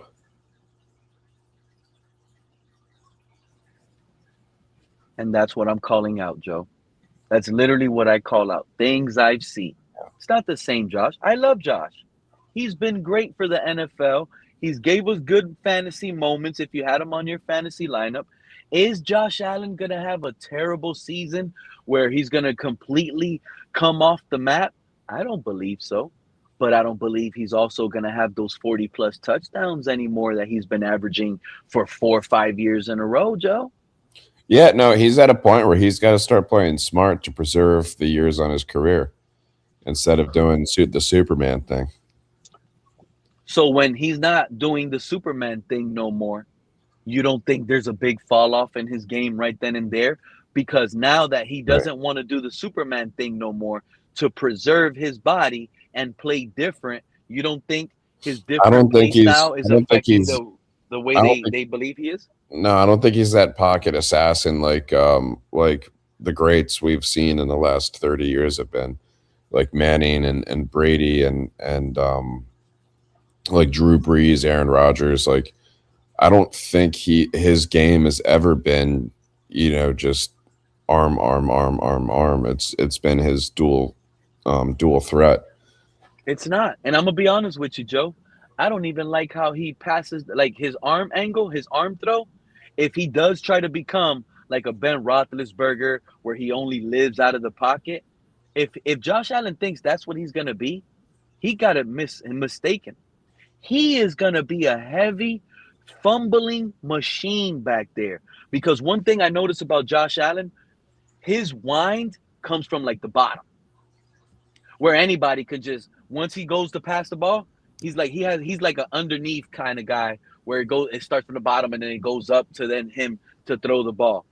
There's a reason why a lot of these quarterbacks, they start off with they're holding the ball in their chest, and then immediately their arm throw goes up and out. Josh Allen, he counts on his long arm. His arms are alien-like, Joe. They're like 9 feet long. It looks like Josh Allen, when he's standing up, he could touch the floor. That's how long his arms are. And the reason why I'm calling that as a bad trait to have as a quarterback, because when those long arms got to wind so much to be a pocket passer, these defensive ends and defensive tackles, they're teeing off on that. And they know if they crash that pocket, they don't have to get to the sack. They don't have to hit Josh Allen. They can just extend their hand out and hit the ball when Josh Allen is going to try to flick and throw that ball out of the pocket. He's going to fumble. He's going to fumble a lot because that wonky arm throw he has that I really don't like as a pure pocket passer. Now, I love it because he moves around. He's hard to maintain, and he does creative things. But how long do you think that's going to last? That's only good for a couple seasons, 3, 4 at max. At max. Those days are over with, Joe. Buffalo's going down. Bills fans know it. They're like the 2 in ears now. They just don't want to admit it. This season, they're going to give them an excuse. Oh, we didn't make the playoffs this year. New head coach. You can smell it already, right, Joe? New head coach is their scapegoat on why they didn't make the playoffs this upcoming year.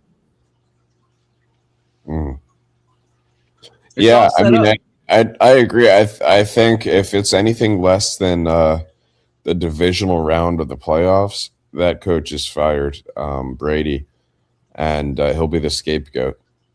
Check this out, Joe. A Bills fan. This is what a Bills fan is trying to make his own brain come up with this. He said, Mark, and I'm glad Mark is pumping up that little bird chest right now too, Joe. He said, what I love is the Josh Allen regression talk year after year. Joe, have you heard people talk about Josh Allen regressing year after year, bro? Have you heard negativity on Josh Allen? Or does everybody just love and praise Josh Allen, no matter what fan base it is? No, I've heard just hate, right? I haven't heard anyone talk about regression. I've just heard people hating him. I think this regression talk is new. I think it's recent. So I think Mark is just in the bone stroker club, as Michael K likes to say. Facts, Joe. Because he's making things up. Nobody has been talking about Josh Allen regression. No, now we're talking about it. This because we know when to talk about it, Mark. The thing is, these two are near Josh Allen fanboys, they don't want to agree to it. They can't accept it. Bro, you know what's crazy, Joe? Yeah, They've been under Josh Allen for 9 seasons, bro. 9. They've been going through this for 9 years. You don't think they should be tired of this guy already? It's like telling the people the Lions got tired of Matthew Stafford. The Rams got tired of Jared Goff, bro.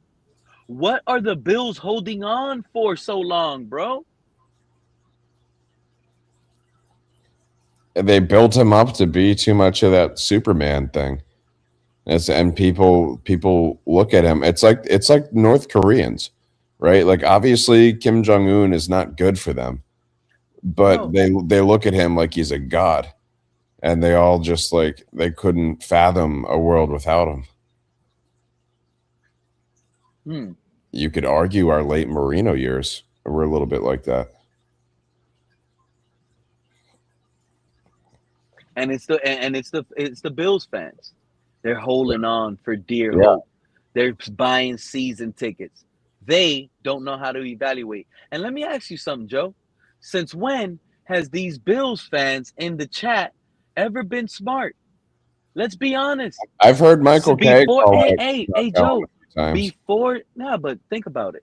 That's just him trying to play the cool part so he don't be called the souvenir. You know what I mean? He don't want to be the Josh Alleneer. That's the only thing. He tries to call like I'm not no Josh. He knows he lied. He's lying, Joe.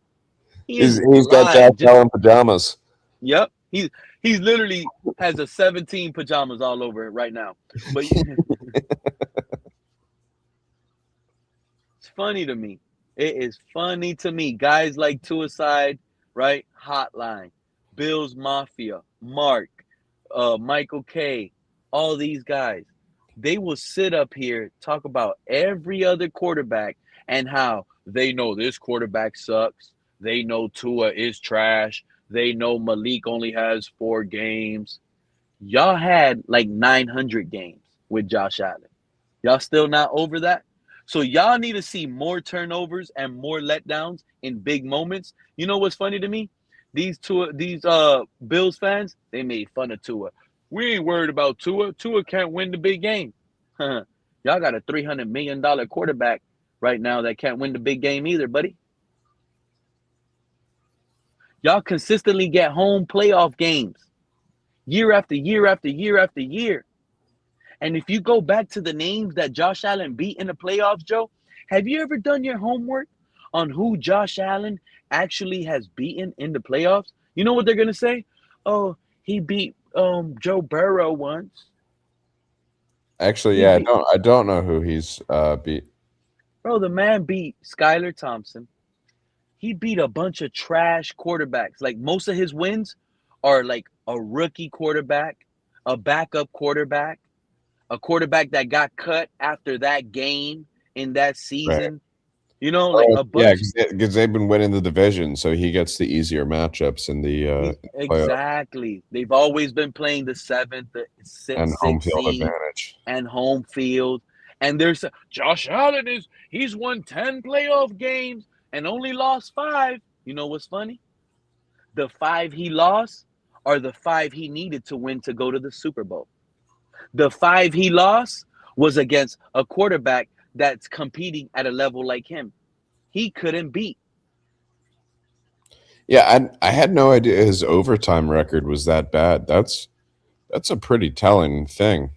Oh, 0-7 in the playoffs? I mean, in the overtime or when the game is on the line? Right. And the ball in his hand? I'm trying to tell y'all. Right after that Broncos playoff game, I heard, I forgot one of these guys said it, and they even said it. They said, Josh Allen now is 0-7 on national media. That man, I don't even think he's on the show no more because if you hate on Josh Allen, they took you off national media. But that man said Josh Allen is now 0-7 in overtime games and in meaningful moments. He just can't win the big game. And I said, wow. I looked it up. It was spot on right. I looked at the moments. I said, look at this. You think Michael K, right? Listen to this. How he'll sit up here and be like, Joe, I'm not like these other Bills fans. I don't flavor up Josh Allen. Well, how come you don't sit here and bring up Josh Allen has been 0-7? How come Michael K hasn't brought up the bad? Because these Bills fans, they knew that before. You think these Bills fans ever brought up, you know what? You guys are worried about Tua late in the season, Pete. But you know what? Y'all got a good point with that because I'm also worried about my quarterback, Josh Allen. Josh Allen, to this point, he's 0-6. He hasn't won big games. He's turned the ball over when we needed him the most. And how come they don't talk facts like that, Joe? Since they want to sit here and be like, oh, Pete's delusional. Oh, really? So you guys aren't delusional? You guys seem not to care, Bills Mafia, that your franchise $300 million quarterback is 0-7 in games that are one. Bro, Joe, I would be embarrassed if I'm a Bills fan right now. Are you aware the NFL felt so bad for Josh Allen? They made, remember this, overtime in our lifespan, Joe, you always known it as sudden death. Am I correct? Hasn't overtime always been considered sudden death? First man to score wins. Right. Who cares that your offense didn't get an opportunity to put the points? That's exactly why us, the fans of the team that got ball first in overtime, this is why we hoped and prayed that the coin flip went our way. This changed for Josh Allen? Oh, you didn't know that, Joe? No, I didn't remember that. When the Buffalo Bills, right, the 13-second game, when the Buffalo Bills beat when the Kansas City Chiefs beat the Buffalo Bills in that 13-second game, these fanboys cried. They cried so loud, Roger Goodell felt bad for them.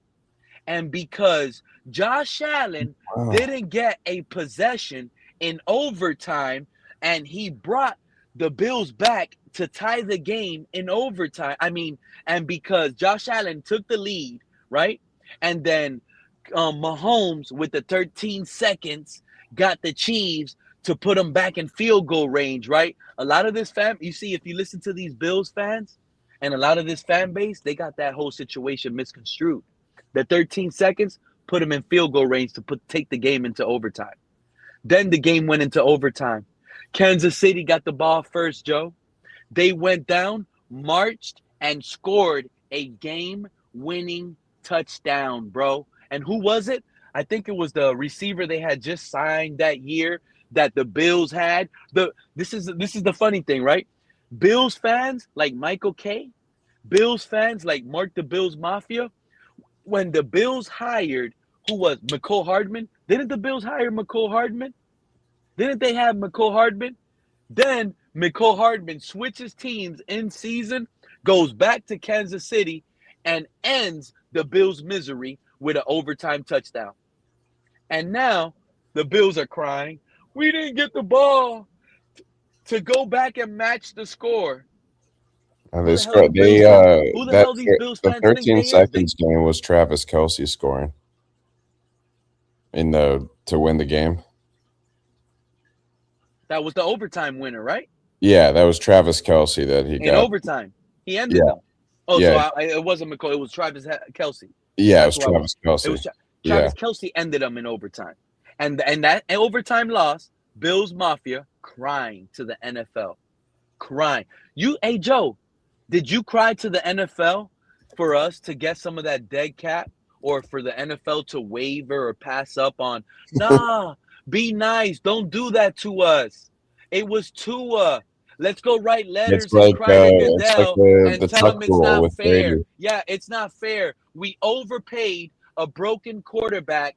Take that dead cap crap away for us. Don't do that to us. Did we cry about that? Or are we standing in the paint letting these fans know we don't care about that crap? We still got a talented roster, despite the fact we're under a historic dead cap. We ain't making up excuses for that. We don't care about that. But Bills fans didn't. They cried to Roger Goodell. They begged. They sent that man letters. They threatened his family. Roger Goodell came out and said they threatened that man, bro. I'm not making this up. Goodell literally said they threatened this man. He switched up overtime, sudden death. Sudden death is not even sudden death now. Now, if sudden death was a gunshot and I get to shoot you, Joe, with one gunshot, I'm supposed to shoot you with one gunshot, but make sure I keep you alive so you can get your one gunshot on me so you can try to kill me now. How is that sudden death?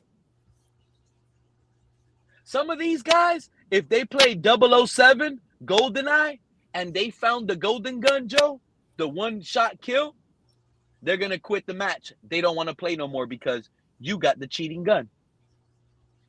These Bills fans, bro, they messed up overtime for the rest of the league.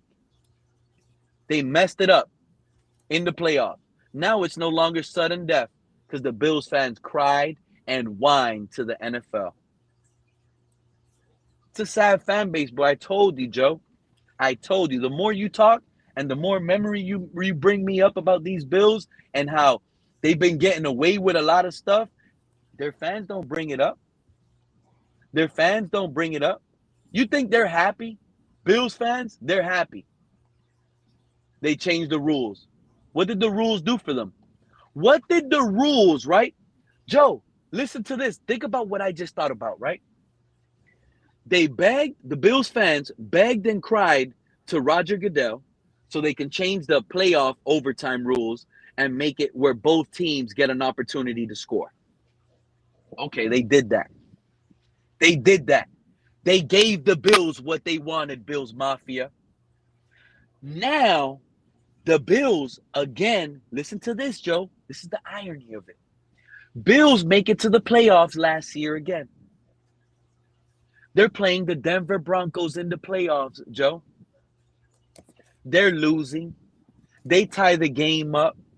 The game goes into overtime.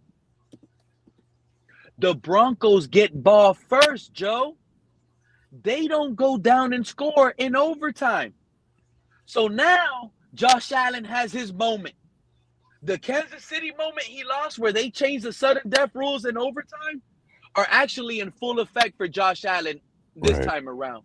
Right. Against the Broncos. Now he has his moment. You got the ball last. It's overtime. The Broncos in overtime already got the ball. They couldn't score. It's your moment, Josh.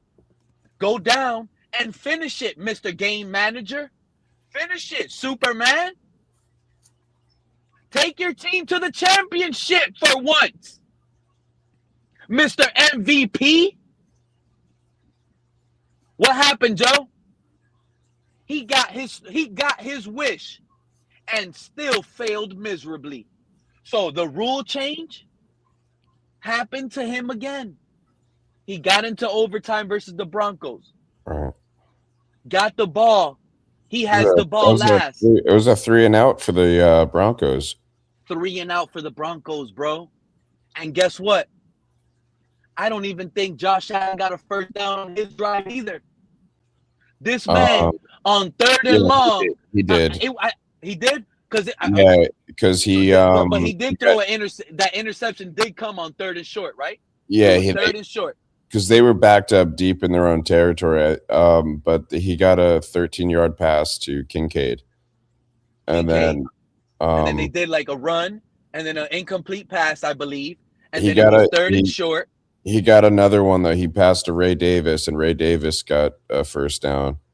And then it was on that third set of downs that he threw the interception on 3rd and 11. On 3rd and 11, third and long. Josh Allen picked off when trying to throw it to Cooks. And you see how poor of a throw that was? Wait a second. I remember that now because people were trying to say that he didn't intercept it when he did. And they were trying to say, no, he didn't catch it. Thank you.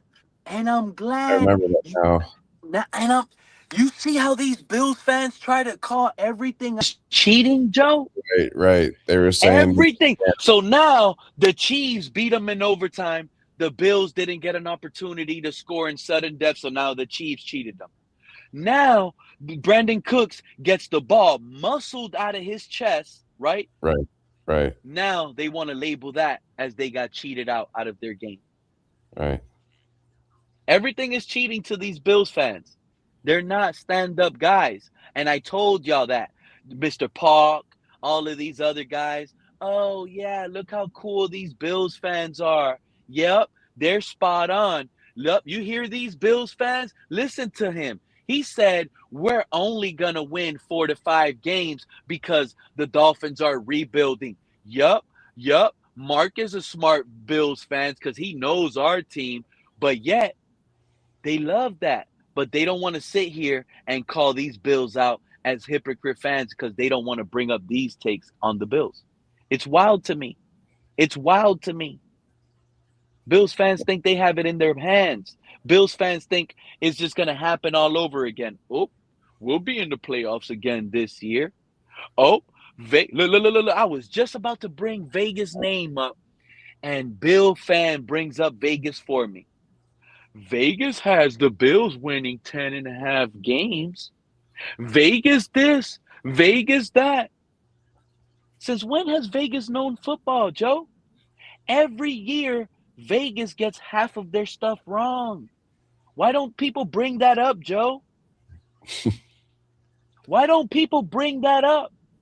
Vegas has the Commanders over 5.5 games 2 years ago. A lot of people bet, oh no, the Commanders, they're going to win more than 5 games.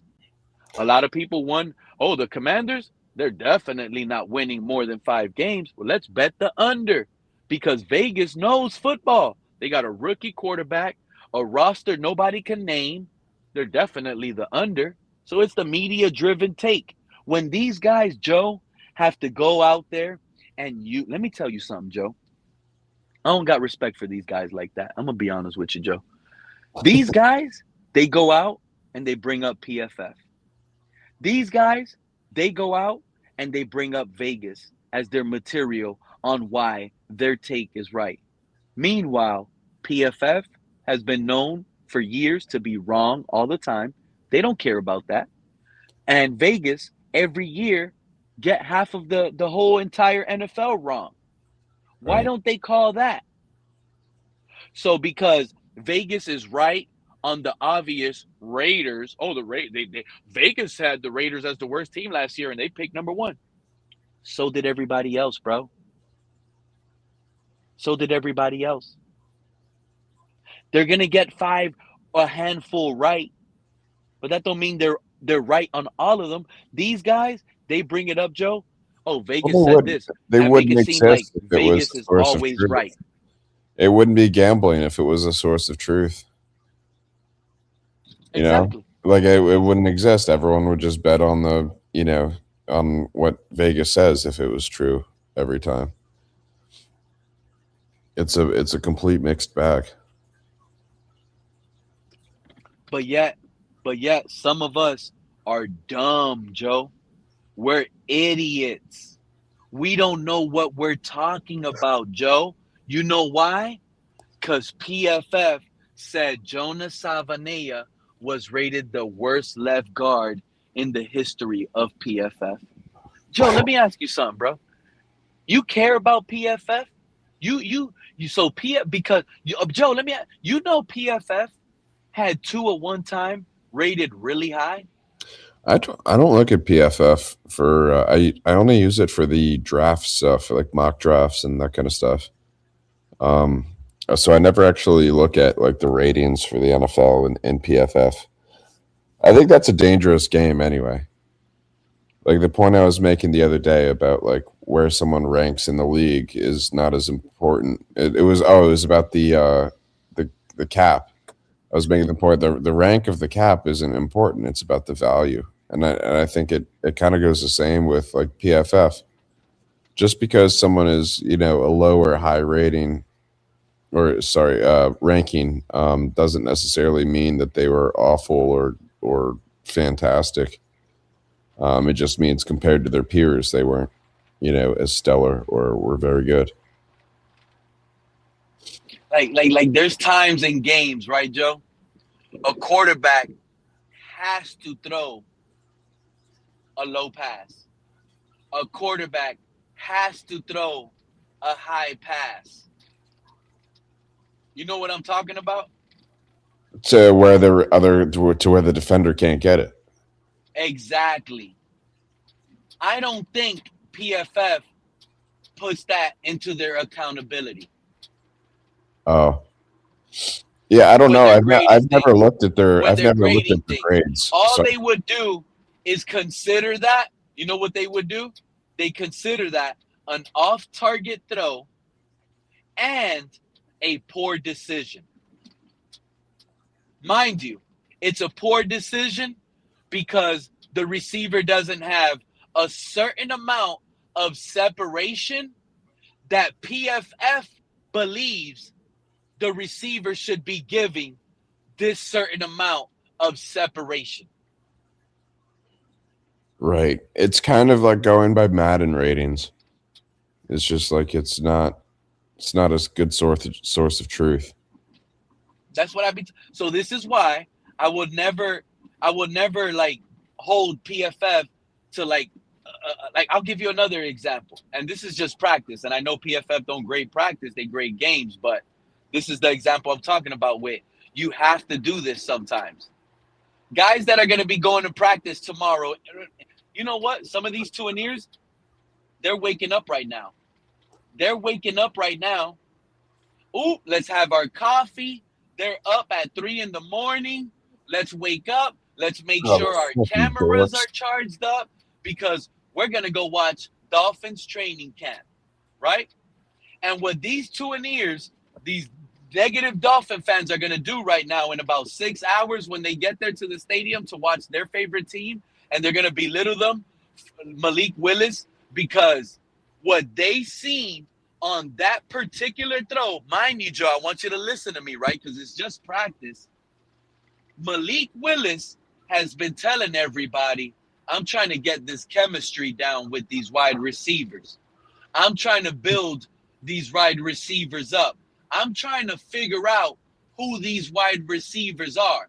So in the process, right, because I played ball, I know how this goes, Joe. In the process, if a quarterback is trying to find out who's the best receiver, if a quarterback is trying to find out what receivers are really that good, the quarterback in practice is going to literally throw a high pass on purpose to these guys. A quarterback is, I promise you, Joe, a quarterback is literally going to test his receiver and throw a dirt pass low to the ground to see if his receiver has it. And that's going to be communicated between the quarterback and wide receiver in the huddle. Hey, Caleb Douglas, on this next post, I like how you've been running it, but I'm going to throw you the pass low to the floor. Don't get mad at me. Just show me what you got, bro. I'm not going to get mad at you. You know what I'm talking about, Joe? I'm not going to be upset, Caleb, if you drop this next pass. Because what I'm going to do, Caleb, I'm going to throw it low to you. I'm going to see how you adjust to that. They're trying to learn the chemistry. They're trying to learn. Yeah, I was going to say it's the chemistry. I don't think it's that direct, but I think it's a natural process of the chemistry. Exactly. Exactly. So it's not that, you know what these guys are going to do? Oh, I saw Malik Willis throw a pass low to the ground and Caleb Williams dropped it. So not only is Malik Willis inaccurate and trash like I told y'all, so y'all want to keep listening to Positive Pete, but yet I got the material. Malik Willis in practice threw this low pass because Tua would have never thrown it low to the ground like that. I know what I'm telling y'all. Is that something PFF tracks as low passes? Off-target throws, yep. And they call it turnover or not catchable pass. You see what I'm saying? Like not a catchable pass. They hurt the quarterback for that. Or the quarterback made a poor decision. It's a turnover-worthy throw because the lack of separation between the receiver and the quarterback still made the decision to throw that pass. But what the PFF don't realize is this receiver I'm throwing the pass to, who doesn't have that much separation, me as a quarterback, I know how to put the pass in a certain spot where I feel that cornerback can't get it, bro. Right. Yeah, I that's the thing feel about my analytics. receiver could get it. Analytics don't consider scenarios and situational events. It's just data. It's raw data. There's no context to it. You know what they do? Now there's a new stat for that, Joe. So I don't like these stats. Now, you remember the fade route Tua threw to Tyreek Hill week 1 versus the Chargers to win the game in that comeback game? Yeah. You remember on the screen, they posted up the improbable stat? Oh, this throw by Tua to Tyreek Hill was an improbable catch. And they actually put a percentage on it, bro. Like, I don't buy into that. They actually said this was a 1.1% chance of being completed. Who the hell is making that number up? Who the hell is Especially putting a that quickly. percentage stat on a play that's a one-on-one, and you, Tua, because think about that play. Tua put that ball in the corner of the end zone where only his receiver had an opportunity to catch it, even though Tyreek Hill was covered. You see what I'm saying? Yeah. PFF don't grade that. They just give it an improbable situation. Oh, this got completed, but it was a poor decision by the quarterback. It was a bad throw. It wasn't no separation. So everything checks off as bad for PFF. But it worked out. Tua got lucky. This is why it was an improbable 1.1% chance. You'll have these. No, PFF. You just don't understand the thought process and the mind behind the spacing that the quarterback was asking for on that particular spot. All Tua needed was an inch of space because Tua knew that cornerback, based on the positioning of his body, if I throw the ball right here at the corner of the pylon, no matter where the cornerback's body is, he can't jump that high to throw away a floater where I'm going to just drop it in the bucket on that particular spot. They can't gauge that. Stop with that 1.1 percentage PFF crap. I don't believe it. I really believe Tua knew what he was doing. I really believe Tua knew if I get Tyreek Hill, beat him off the snap, and he gets that little inch off of him, there's not going to be no comeback time for him to make up for that. So even though he's covered, Tyreek still has an opportunity to catch it. And I'm bringing up a scenario, Joe, right, on a small, short receiver. And I gave that scenario on a small, short receiver on purpose because not even with those type of guys, I don't even believe PFF is right because there's a term, right, that Randy Moss came out with that's considered, I will moss your ass. Joe, I know you play ball. I know you probably use that term. You are a tall guy, you said, and you probably stood on the field and said, even though I'm covered, throw it up, coach. Throw it up, quarterback. I'm going to still moss his ass. Yeah. Throw it up. And so what's your point, though? You don't think when you were asking that quarterback to throw it up, didn't you know that cornerback was draped up all over you? Right. Didn't the quarterback know when he threw you that pass and he threw it to an angle, he believed you got that cornerback that's draped up all over you? You don't think that cornerback says, I trust Joe, even though he's covered, I'm going to throw it over his shoulder, a little high up in the air, where only Joe can get it. Because I believe when I let this ball go as a quarterback, I made this decision. And when I made this decision and I let it go, the reason why I made this decision and I threw it up to that spot where I believe I'm throwing it at to Joe, even though I know Joe is covered and draped up and there's no separation on him, I knew I could put that ball in the spot that Joe would make that catch. Yeah, I think it was Randy that used to have the signal to his QB where if he felt like he had a step on the dude, he just kind of raised his hand, and the QB was basically throwing it to him. If that hand went up, but just regardless, just throwing it. Double coverage. Just throw it up to Randy. He's coming down with it. Yep. But PFF will grade all. You know what's funny? All those plays Randy Moss put up on ESPN with Stuart Scott. Shout out to Stuart Scott. Rest in peace, Stuart Scott. We love you, Stuart Scott. But you remember Stuart Scott on ESPN coming up with all the highlight-worthy plays he would come up with? He would put up Randy Moss, Dante Culpepper, heaving up the ball into double coverage. So all those highlight plays we loved. We went out and we tried to mimic on the field and try to produce like some of these greats like Randy Moss and Terrell Owens. PFF thinks those are improbable things. PFF thinks those were poor decisions by quarterbacks. PFF actually gave Dante Culpepper. PFF probably had Dante Culpepper as a poor quarterback decision maker all those years. Right. But yet, Culpepper was getting 40 touchdown passes. Yeah, like Calvin Johnson. A lot of the balls that went to Calvin Johnson, they were just kind of prayers. But you knew Calvin Johnson was coming down with it. Same thing with DeAndre Hopkins. Wow. DeAndre Hopkins was the guy that like 50-50 balls were no longer 50-50 balls. I'm gonna be honest. Double teaming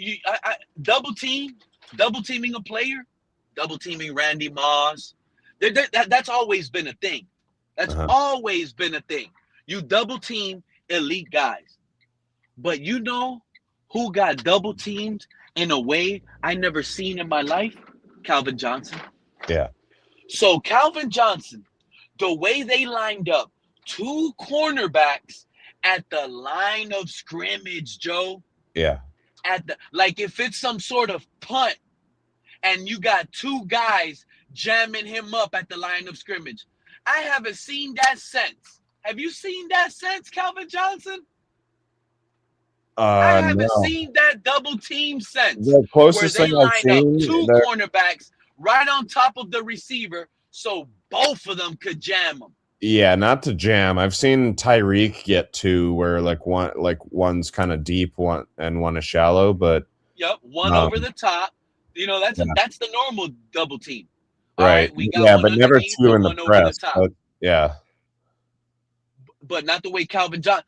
So based on that right there alone, every Matthew Stafford pass that had Calvin Johnson covered double teams like that was considered a poor turnover-worthy decision, a bad quarterback pass from Matthew Stafford to Calvin Johnson. Is it counted even if it was a catch? Even if it's a catch. This is what I'm trying to tell you. Even if, like, these guys on PFF, they're getting hit with, it was a good completion, great, but the ball placement wasn't there. Who the hell is PFF to sit here and say the ball placement wasn't there on a completion, bro? Right. And I get it. Oh, but if you would have had better ball placement, you would have gave the receiver more yak time. Yeah? Really? Is that the truth? I've never looked at PFF stats, so it's hard for me to know like what they track. No, but according to some guys like Little C, PFF is everything. PFF is everything. Oh, Pete's Takes is a clown. He wants to sit here and praise up Jonah Salvanea like if Jonah Salvanea did anything for him to be positive on Jonah. You know what's funny, Joe? he did do something to give me some positive on Jonas Salvanea. And you know who it was that gave me positive on Jonas Salvanea? Our general manager, Sullivan, who I'm ecstatic and excited for, and our head coach. I haven't who I'm heard anything ecstatic and about Jonah. excited for. I haven't heard his name at all. And I said that earlier on the last live stream. We haven't heard Jonas Salvanea's name this whole time. And that's a good thing when you don't hear offensive line. And that's a good thing you don't hear offensive line name around this time. That's the last person you want to hear around this time of the year. Offensive line's name. Right. But yet, we're satisfied with guys going back to their natural position, going to their natural abilities, and we're positive, and we're like, you know what? Jonah might have not worked out at left side, but at the right side, I feel good. Because when you seen him in college, he was doing some good things on that right side, more so on the left tackle spot, more so than he did at the left guard spot. So now where Joe, mind you, all we're saying is we feel good about it. We're not telling people he's going to be a right guard in this league like Panay Sewell or these other guards. We're just saying we're satisfied. We like it now. This switch up makes us feel good. Now we got guys that understand scheme and putting guys in their natural position. Nah, you got guys that want to clap back, make fun of fans, and be like, oh, they want to be positive on Jonas Salvanea, and he was rated the worst guard in the history of PFF. Some of these guys, like Little C, will use PFF like if they're dissing someone like me, like if I'm holding PFF to some high regard. Nah, buddy. If you like PFF, if you think PFF means everything to you, and that's how you grade your team, that doesn't mean everybody else has to. That's where they get it twisted at. And they think because they get to use a platform like PFF behind their takes, and because a lot of fans like PFF, they think they're right, and they get an agreement, a lot of agreements, or however you want to pronounce that word that I'm just making up, because it aligns with a lot of the other guys that collide with that same take. See how funny the internet world is? I love it. You got Michael K going off in the chat. That's what I do best, Joe. That's what I do best, Joe. Hey, I gotta be honest with you. These last couple streams, Joe, you are amazing, dude. I really like you, my guy. Shout out to you, dude. You are amazing. I tell you guys, I don't think I tell you guys enough. You guys are amazing people, man. Great sports. Really fun to have streams with. But then at the same time, you know, it's entertainment. It's entertainment. You guys are entertainment, man. Gotta keep ourselves entertained in the summer. You guys are awesome, man. Pete, I gotta crash, man. It's late. Go to bed. Go to bed. All right. I'm pretty much gonna be done too. Peace out. Let me see what the chat is talking about. Whew. Let me see how mad I got this fan base. Damn, you still live, bro? I'm not gonna lie to you, EM. I'm gonna tell y'all what I did on this stream. I told you I had a long ride. I went all the way to Miami, and I'm damn near all the way back. I drove 2 and almost 4 hours with you guys. I drove almost 4 hours with you guys on the stream, and you guys made that ride and that drive one of the fastest drives. I'm filling up again. I'm filling up the gas tank again. I appreciate each and every single last one of you. I hope you guys don't take nothing I say personal, because it's nothing personal.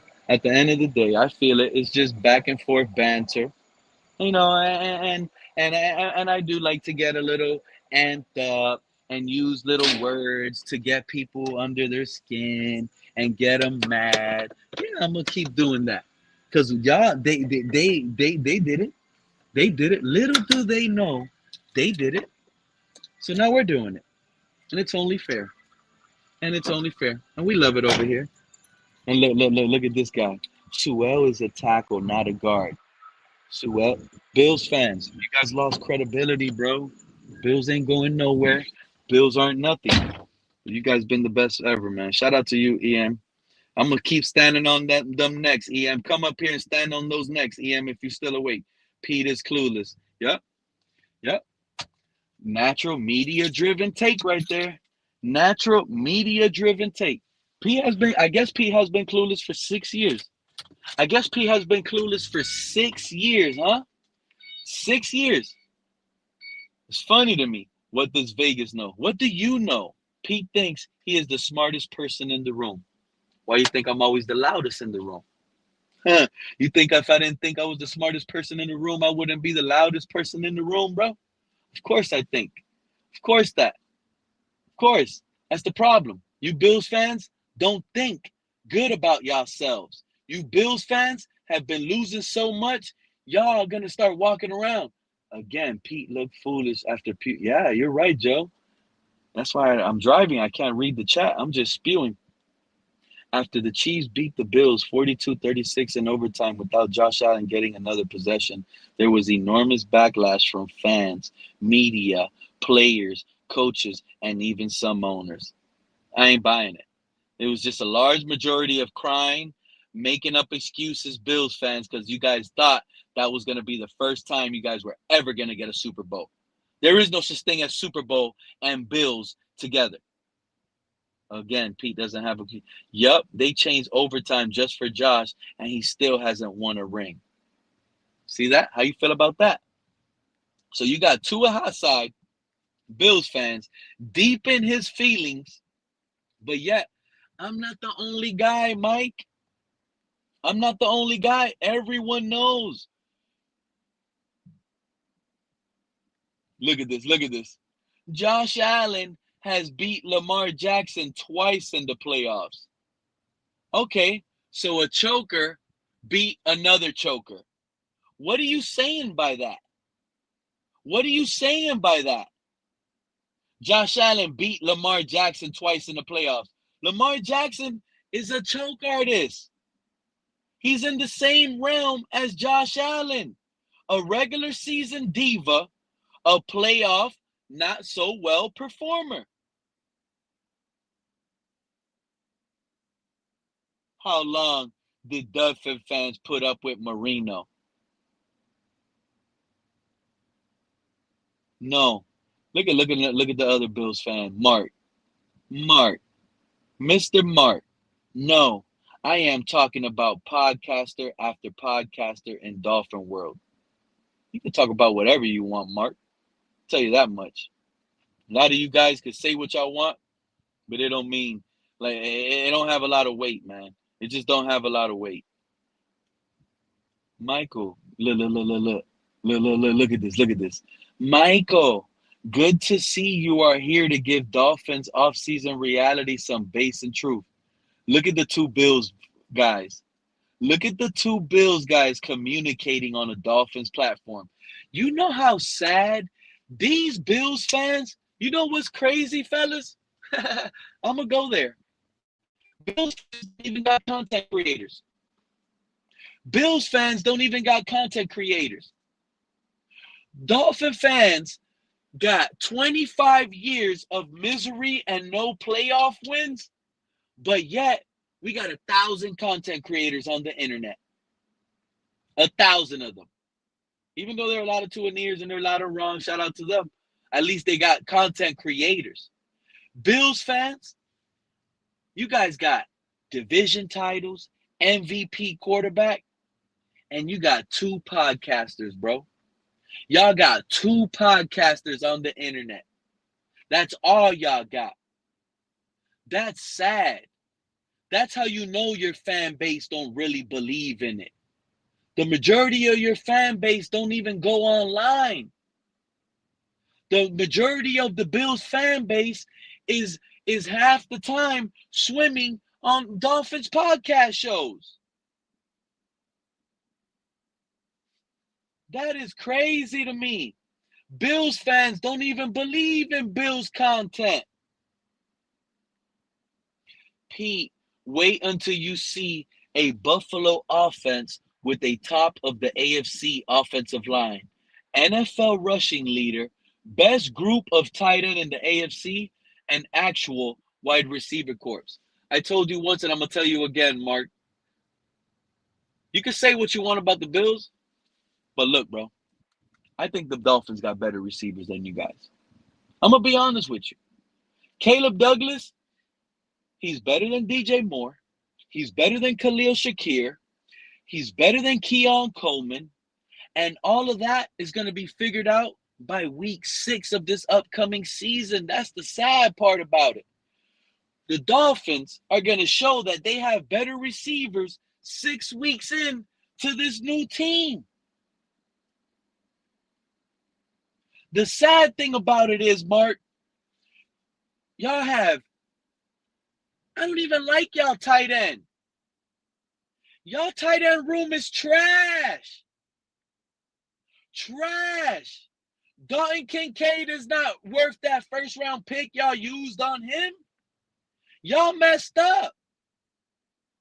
Y'all messed up with Dalton Kincaid. What Dalton Kincaid is giving you guys as a first round draft pick, we poached in free agency Greg Dulcich, who we're paying peanuts for. We're paying Greg Dulcich peanuts, who's about to give you better stats than Dalton Kincaid is this season. Dawson Knox is one twisted ankle away from having to retire. That man got no more foot, bro. That same offensive line. This is the funny thing. Bills fans, we've had the same offensive line year after year. Yeah, we've seen that offensive line, how trash it is in the playoffs. We've seen Josh Allen running for his life. Running for his life. Scared to die. That offensive line you guys had for 2 years in a row, the same 5, got Josh Allen scared back there. So only because y'all get to say, we've had the same offensive line for 2 seasons in a row, you Dolphin fans have been playing musical chairs with your offensive line. When are y'all going to get something figured out?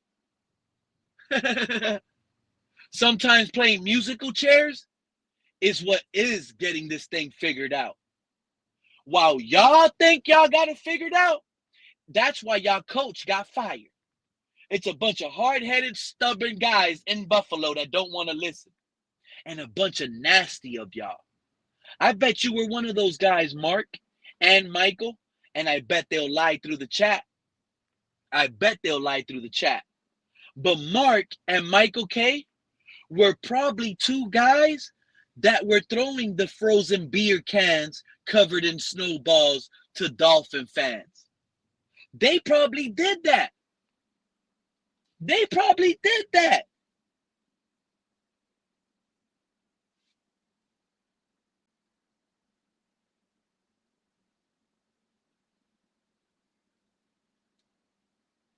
NFL GMs, coaches, and scouts voted Allen the best quarterback in the league this year.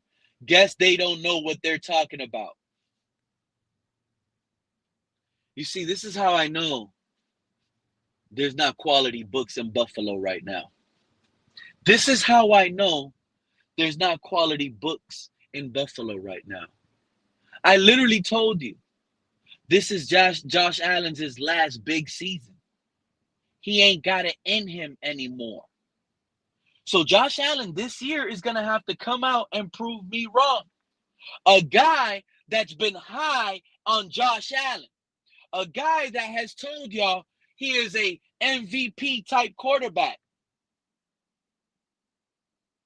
Now I'm telling y'all, right now, Michael K, it's now. It's the firing of McDermott. It's the hiring and paying Bradley Chubb. It's the y'all thought, oh, we're getting Matt Milano back. You know what's funny to me, fellas? These Buffalo fans will be quick to call a Dolphin fan delusional.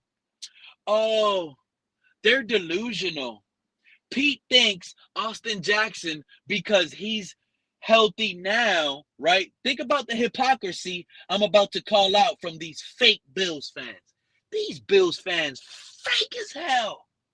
They're the fakest fans in the NFL.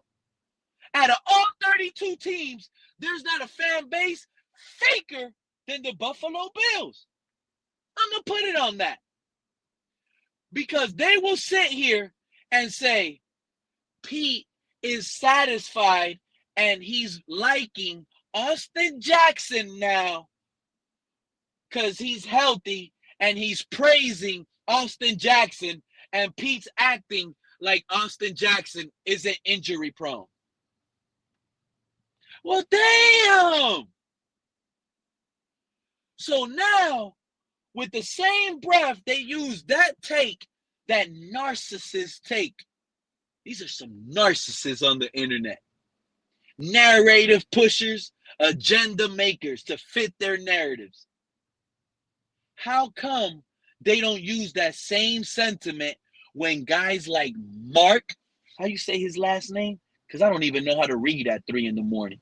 Mark Kujanowski? Let me tell you something, Mark Kujanowski. When you were up here trying to tell this fan base Matt Milano is coming back from injury, Matt Milano is going to be the reason why our run defense is better. We're now, you remember Mark Kujanowski? You were up here saying losing Tremaine Edmonds is no big deal because Sean McDermott, he's the heel. He's got this figured out. All that crazy positivity, delusional stuff. Mark, y'all, and Michael K, they laughed at Dolphin fans that said Jordan Brooks is better than a Matt Milano. They called those fans crazy and delusional. Well, I guess y'all didn't know what y'all were talking about because the hypocrisy shows there. So Austin Jackson, he can't be respected and loved, and the fans in Miami can't be happy he's finally healthy and he's going to be a dog this season, right? The same way Bills fans were satisfied and happy and praising injury-prone Matt Milano and saying, oh, our run game is top-notch now. How top-notch was that run game, buddy? Y'all had Matt Milano back there. Y'all had Matt Milano in the game when A-Chain ran for 100-plus yards in what? In what? 16 minutes of gameplay? 16 minutes of gameplay, not even 2 full quarters. In 16 minutes and like 4 possessions, A-Chain had over 100 yards rushing against a Matt Milano, he's back team. That's why we ain't believing none of that crap Buffalo got going on, bro. We ain't believing none of that crap. You see, the thing is, it's easy to cheer for the guys that used to been. Jordan fell off too, bro. Look at LeBron now. Look at LeBron now. They calling him a ring chaser. That's what Josh Allen should do. Josh Allen is like the LeBron of the NFL. And I'm going to predict it here first before everybody else. Josh Allen, he ain't going to be like no John Elway. So y'all start putting more respect on John Elway's name. Okay? He ain't going to be no John Elway playing 17 seasons on the same team and finally give him an opportunity to build that long. He ain't it. I'm sorry to tell you, busters. He ain't it. Josh Allen is going to be on his 3rd team in about 3 more seasons. I guarantee it. Josh Allen might be playing for his third NFL teams in another 3-4 years from now, fellas. Remember I told y'all, because just as quick as today's NFL loves you is just as quick as today's NFL would dump you. John Elway ain't have to deal with no social media. John Elway ain't have to deal with no Pete's takes. Josh Allen got to deal with the Pete's takes now. Oh, yeah. We're in a different generation now. And to all those fanboys that sit here and brought up, oh, Dan Marino this. Dan Marino would have not lasted this long in Miami. Not with guys like Pete's takes on the internet. Dan Marino and some of these quarterbacks got lucky that their tenure was long like that. They didn't have social media. And some of these guys will tell you straight up from their own mouth, I'm lucky I played in the era I played in. Because in this era, we would not survive. And they're right. And they're right. They would not have survived. Look how loud and proud. How long it took Tua to get up out of here? The man just signed a 30-year contract. $500 million. It seemed like we was never going to get rid of this guy, huh? We just signed the man a year and a half ago. Lucrative contract. Some of y'all think this happened 5 years ago. Oh, Tua got extended 5 years ago, bro. It's been so long. It ain't been that long. It ain't been that long. It's been a birthday and a half. That's it. One birthday and a half. So to some of these fake Tua-neers, it's only been one birthday and a half since Tua got paid. Some of these guys ain't even give out. They ain't even aged 2 years yet since Tua got paid. But they think because he got paid, oh, it's all good now. It's all good in the neighborhood. Bills fans want to sit here and you know what you Bills fans going to be? You Bills fans are going to be miserable. Just like y'all were miserable. Y'all didn't know what a quarterback was if it came at y'all. Y'all got lucky with Josh Allen. Who was y'all quarterback before? E.J. Manuel. Y'all paid Tyrod, Journeyman, Taylor. Who was y'all quarterback? Tyrod Taylor, E.J. Manuel. I mean, who else? Another bus. Bus after bus after bus. That's wild to me. That's wild to me. 9 years in. 9 years in, and all these guys got is a division title. Buffalo, you could tell Buffalo's a bad organization. All you had to do was go over there, give them a division title, and they paying you big bucks. You go over there, give them a division title, they're labeling you the franchise Superman. Bro, Mitchell Trubisky would have been able to do that. Buffalo really think they got something going on. That's what I'm getting tired of. Buffalo think they got something going on. Now you got these hating Dolphin fans over here giving out positive takes on the Jets. Ooh, I like what the Jets did. Since when you Tua-neers, right? Now, go back. Since y'all think I'm just talking crap. Since when these Tua-neers ever gave praise to a division rival under a Tua-led team? Think about that. Just like I made y'all think about Little C. Since when did Little C have open panels when Tua was the quarterback? I told y'all. I told y'all. The more I go, the more I call out, the more I figure out. It just comes out naturally. They ain't going to run it high. This ain't hide and seek. Since when we were playing hide and seek?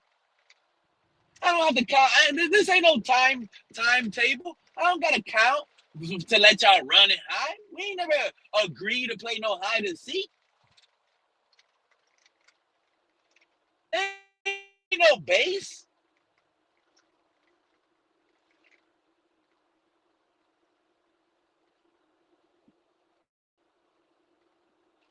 Now,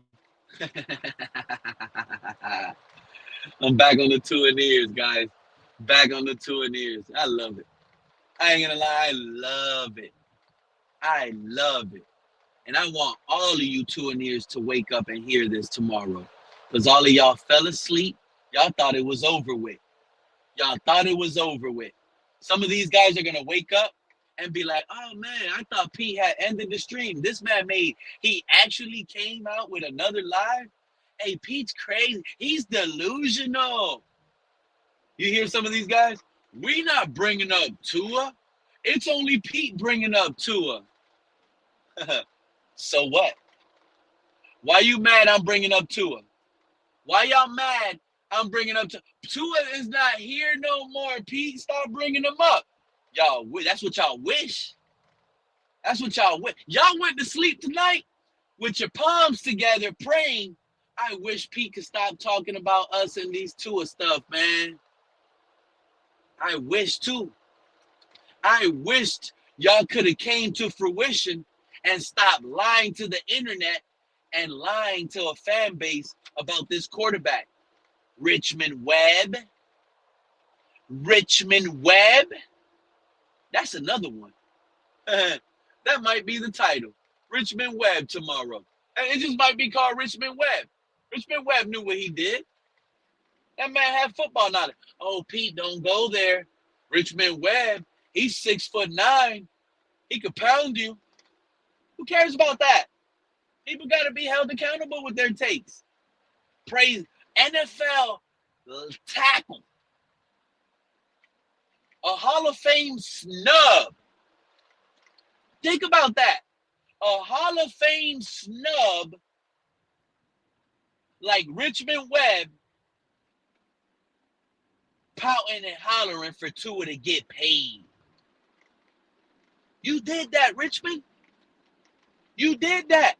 And you might not like the fact a fan calling you out, but we do that.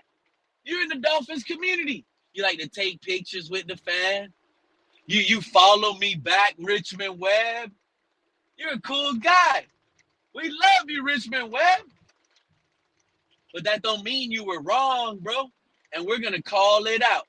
Richmond Webb, Hall of Fame guy, played left tackle for the Dolphins, protected one of the best quarterbacks in the league. The man followed me on Twitter. Such a cool guy, right? Mr. Nice Guy. But that's where I think Richmond Webb wants to be. He wants to follow you. Oh, he's a Dolphin fan? Let me follow him. I'm just cool. I'm just going to sit here and be positive. That's the problem, Richmond Webb. That's the problem. Got to be real. Got to be real sometimes. Got to be real. And you also, you see, y'all think I'm a hypocrite. Oh, look at what Pete just said. You see, he's a hypocrite. He just said Richmond Webb is positive, and that's why he didn't like Richmond Webb at the time. You see, we got him. Click this, clip this, and let's get Pete and kill him with this right now. He just admitted that he didn't like positive Richmond Webb when Richmond Webb was being positive on Tua. You're damn right. Clip it. You're damn right. Oh, you mad I'm being a hypocrite? So what? So what? You think I'm going to be upset? Y'all calling me a hypocrite? Oh, Pete, you're a hypocrite. You didn't like Richmond Webb because he was being positive on Tua. Now you're over here saying you don't like these negative guys that are being negative on Malik Willis. You don't like these negative guys that are being negative on Jeff Hafley. So what is the problem, Pete? What is Richmond Webb doing different that you are and you're being a hypocrite, Pete? Stop it, Pete. They can't take it. You know what the difference is between me and them? And guys like Richmond Webb and these two-and-ears? You know what the difference is between me and a lot of guys like this? We know when it's time to be positive. We know football. We know when the time is right. And that's why y'all losing a lot of credibility, because now in the times to be good and the times to be happy and the times to be satisfied about our beloved favorite team that we cheer for and we invest our time and money on, the time to be hyped up, the off season, the best time, we don't got no material. You see, the thing is, the thing they trying to slap me in the face with, Pete, you want to be positive with no film. I keep slapping you right back in the face. So that slap you're slapping me with, you ain't doing nothing much because you getting slapped right back. Because what y'all didn't see, I haven't seen. So what I'm being positive on that I haven't seen, I like it differently. It's a new regime, new time to be alive. It wasn't like that at those times. It was different. Y'all didn't like us questioning the injury lists on Tua. Y'all didn't like that. Y'all got mad. Y'all got mad. But now, you see, this is how, they get me so mad. And some of y'all wondering, Pete, get some sleep, bro. You about to be sleep deprived. Pete, take it easy, bro. Don't even worry about these guys. Nah, they really get me mad. They really do. Because from one breath, they will sit here and be like, don't do this, or don't expect much from here, and the injuries there. But yet, they won't hold the same hypocrisy takes on it when it comes to the other players they're talking about on the roster. On the roster. Development, time, technique. Where's all that at? Does that not matter? I know I lost a lot of you guys because I don't expect you guys to have this type of IQ. It's crazy to me. Chat is wild. Taking Tua's job, Jacoby. Taking Tua's job. Look at Mudbone. Mudbone 4941. What did you say? Taking Tua's job, Jacoby Brissett 1.0. Teddy Bridgewater 2.0. Skylar Thompson 3.0. They all got hurt behind our O-line. Mudbone. Yo, EM Dolphin fan, I need to sleep, but this is just too funny. You see that excuse Michael K is using? You see that, EM? Now you got Buffalo Bills fans, right? Claiming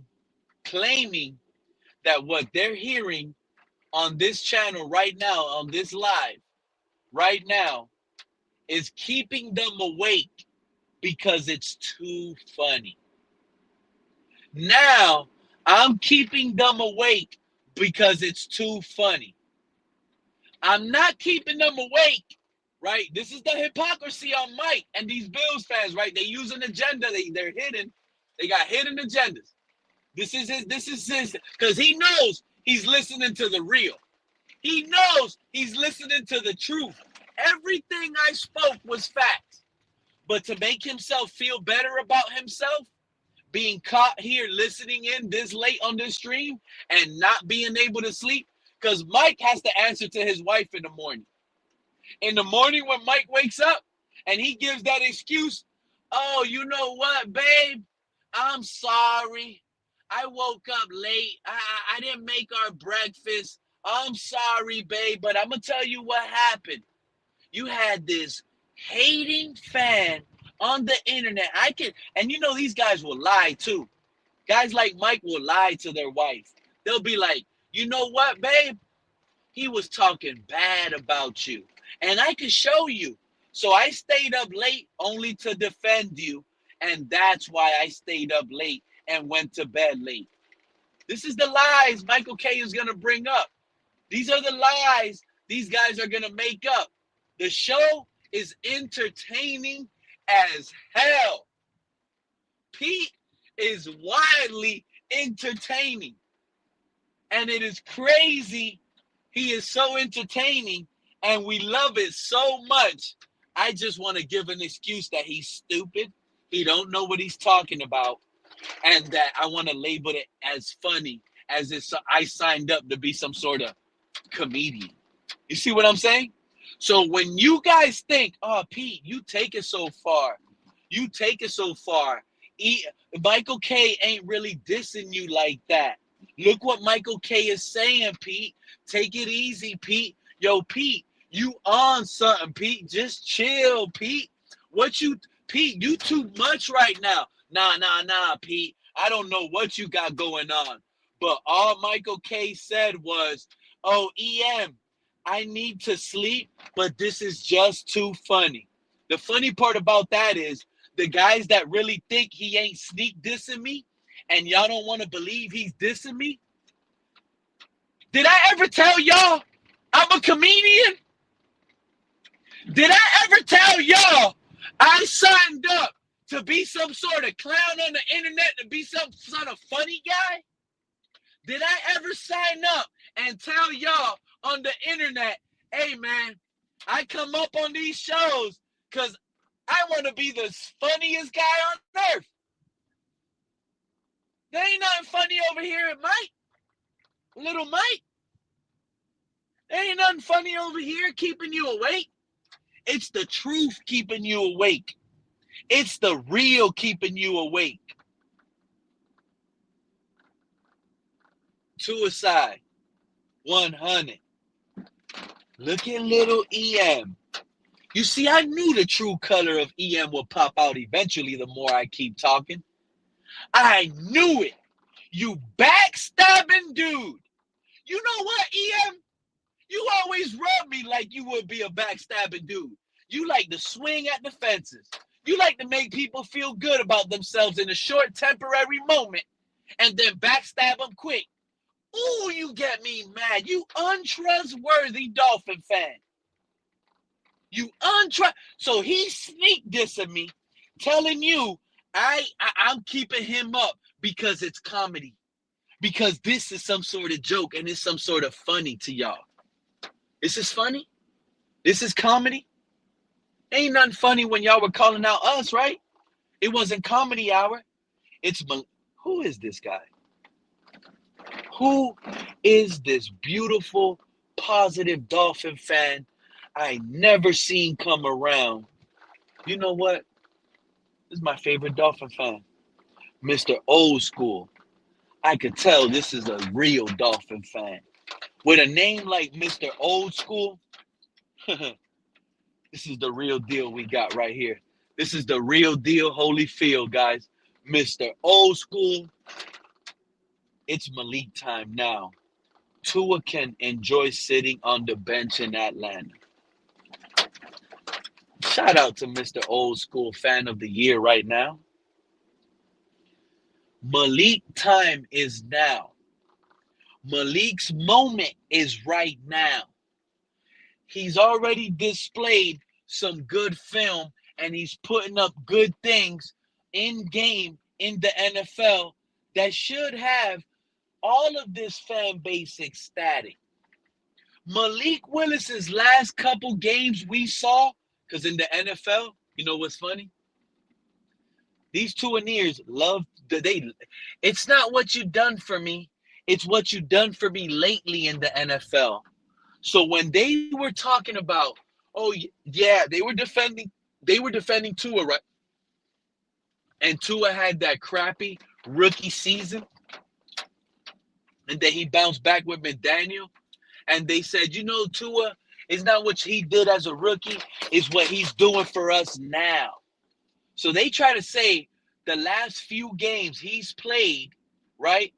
Now, think about what I'm telling y'all. So I'm going to bring y'all down memory lane right now, right? I'm going to bring y'all down memory lane right now. Tua throws 6 touchdown passes versus the Baltimore Ravens game. Comes back, his first miraculous comeback, has an out-of-body experience moment. Now, Tua's found himself. Now, these Tuaneers are pumping their chest up. Now, these Tuaneers are talking about, it's what you did for me lately. And they use that as an excuse as, look what Tua has done lately. He put up 6 touchdown passes in a game. How can you not see him as a franchise quarterback now? You know what's funny?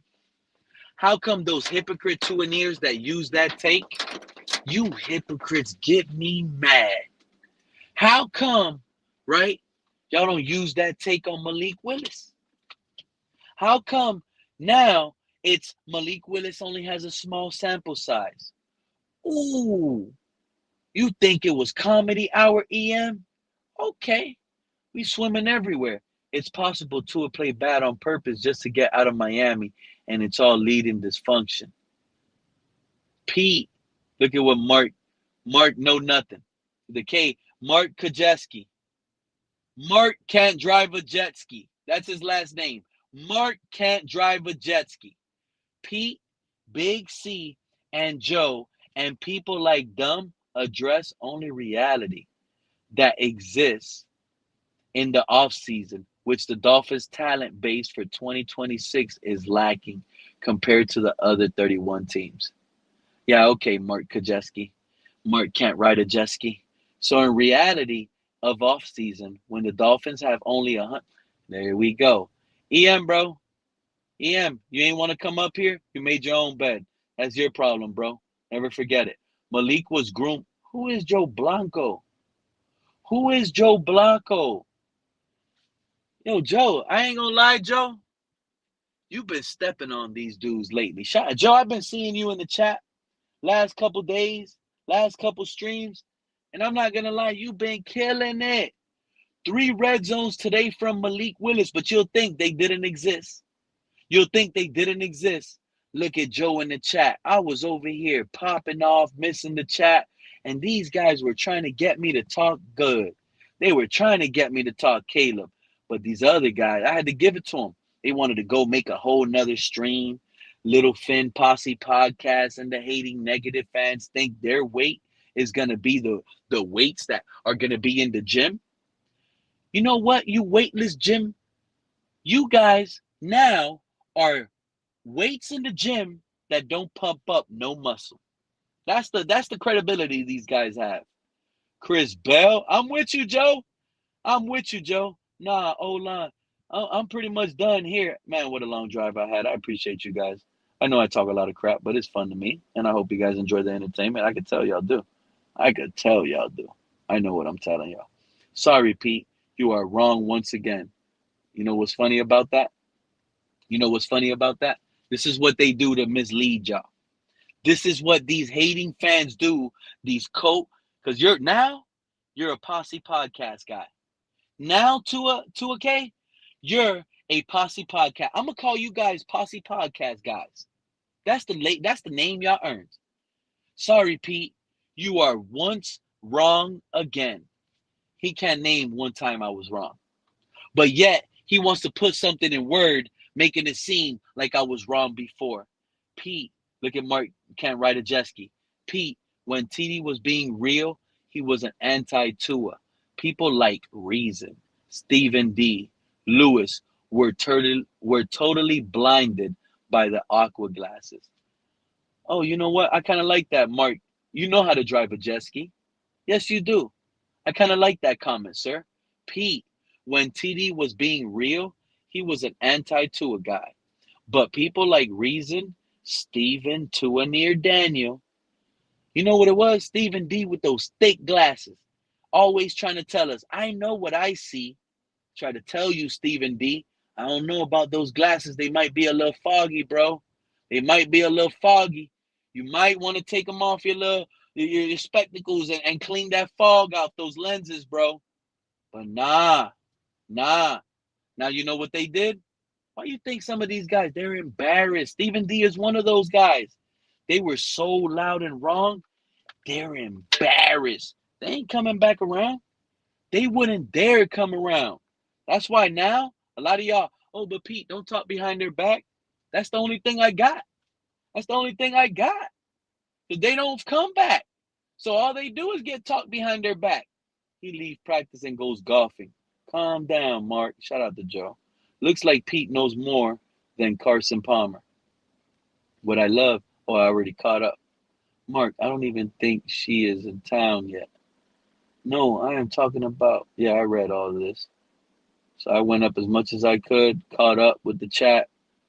I apologize. You guys know my eyes be on freestyle mode on these panels, so don't ever think I'm ignoring the chat, even though I always ignore the chat. Chat be throwing people off.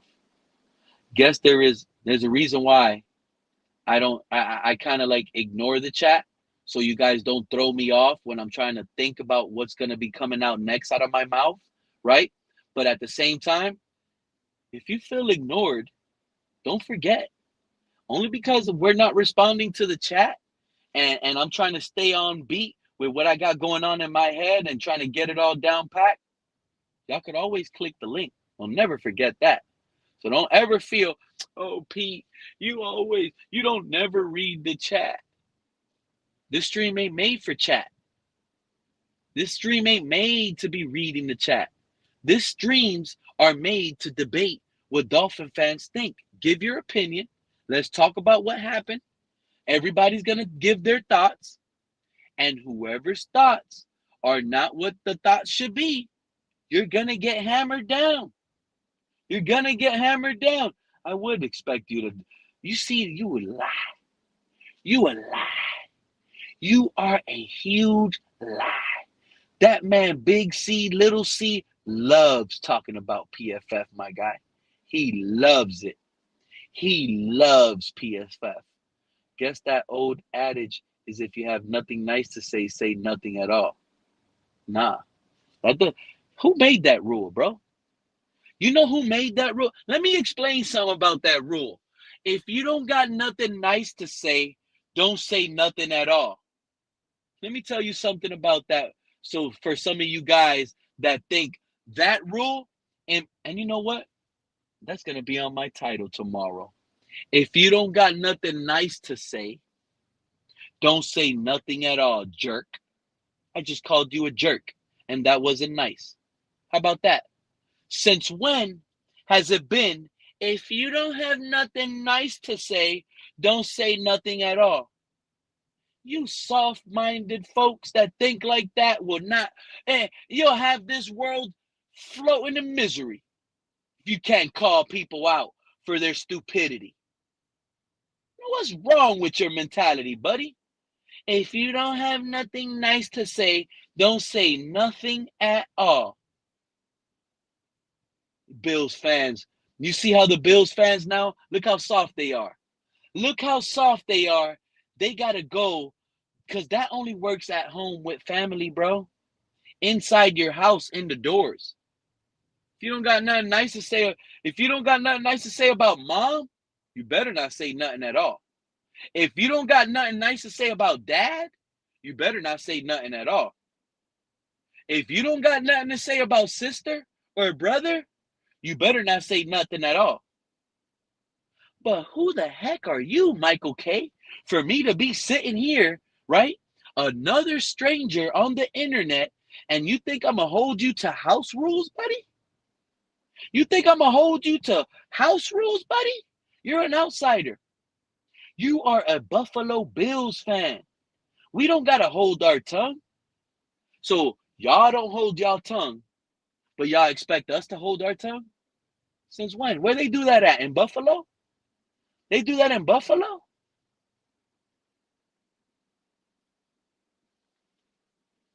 I put all those two-and-ears to sleep.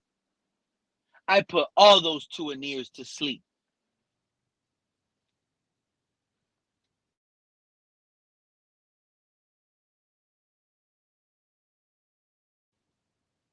I put all those two-and-ears to sleep.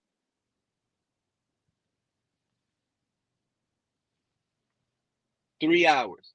Put them to sleep. True Fin fan. All of the guys. But you know what, fellas? From the bottom of my heart, shout out to each and every single last one of you. Michael K, Mark, Joe, True Fin fan, all of you guys.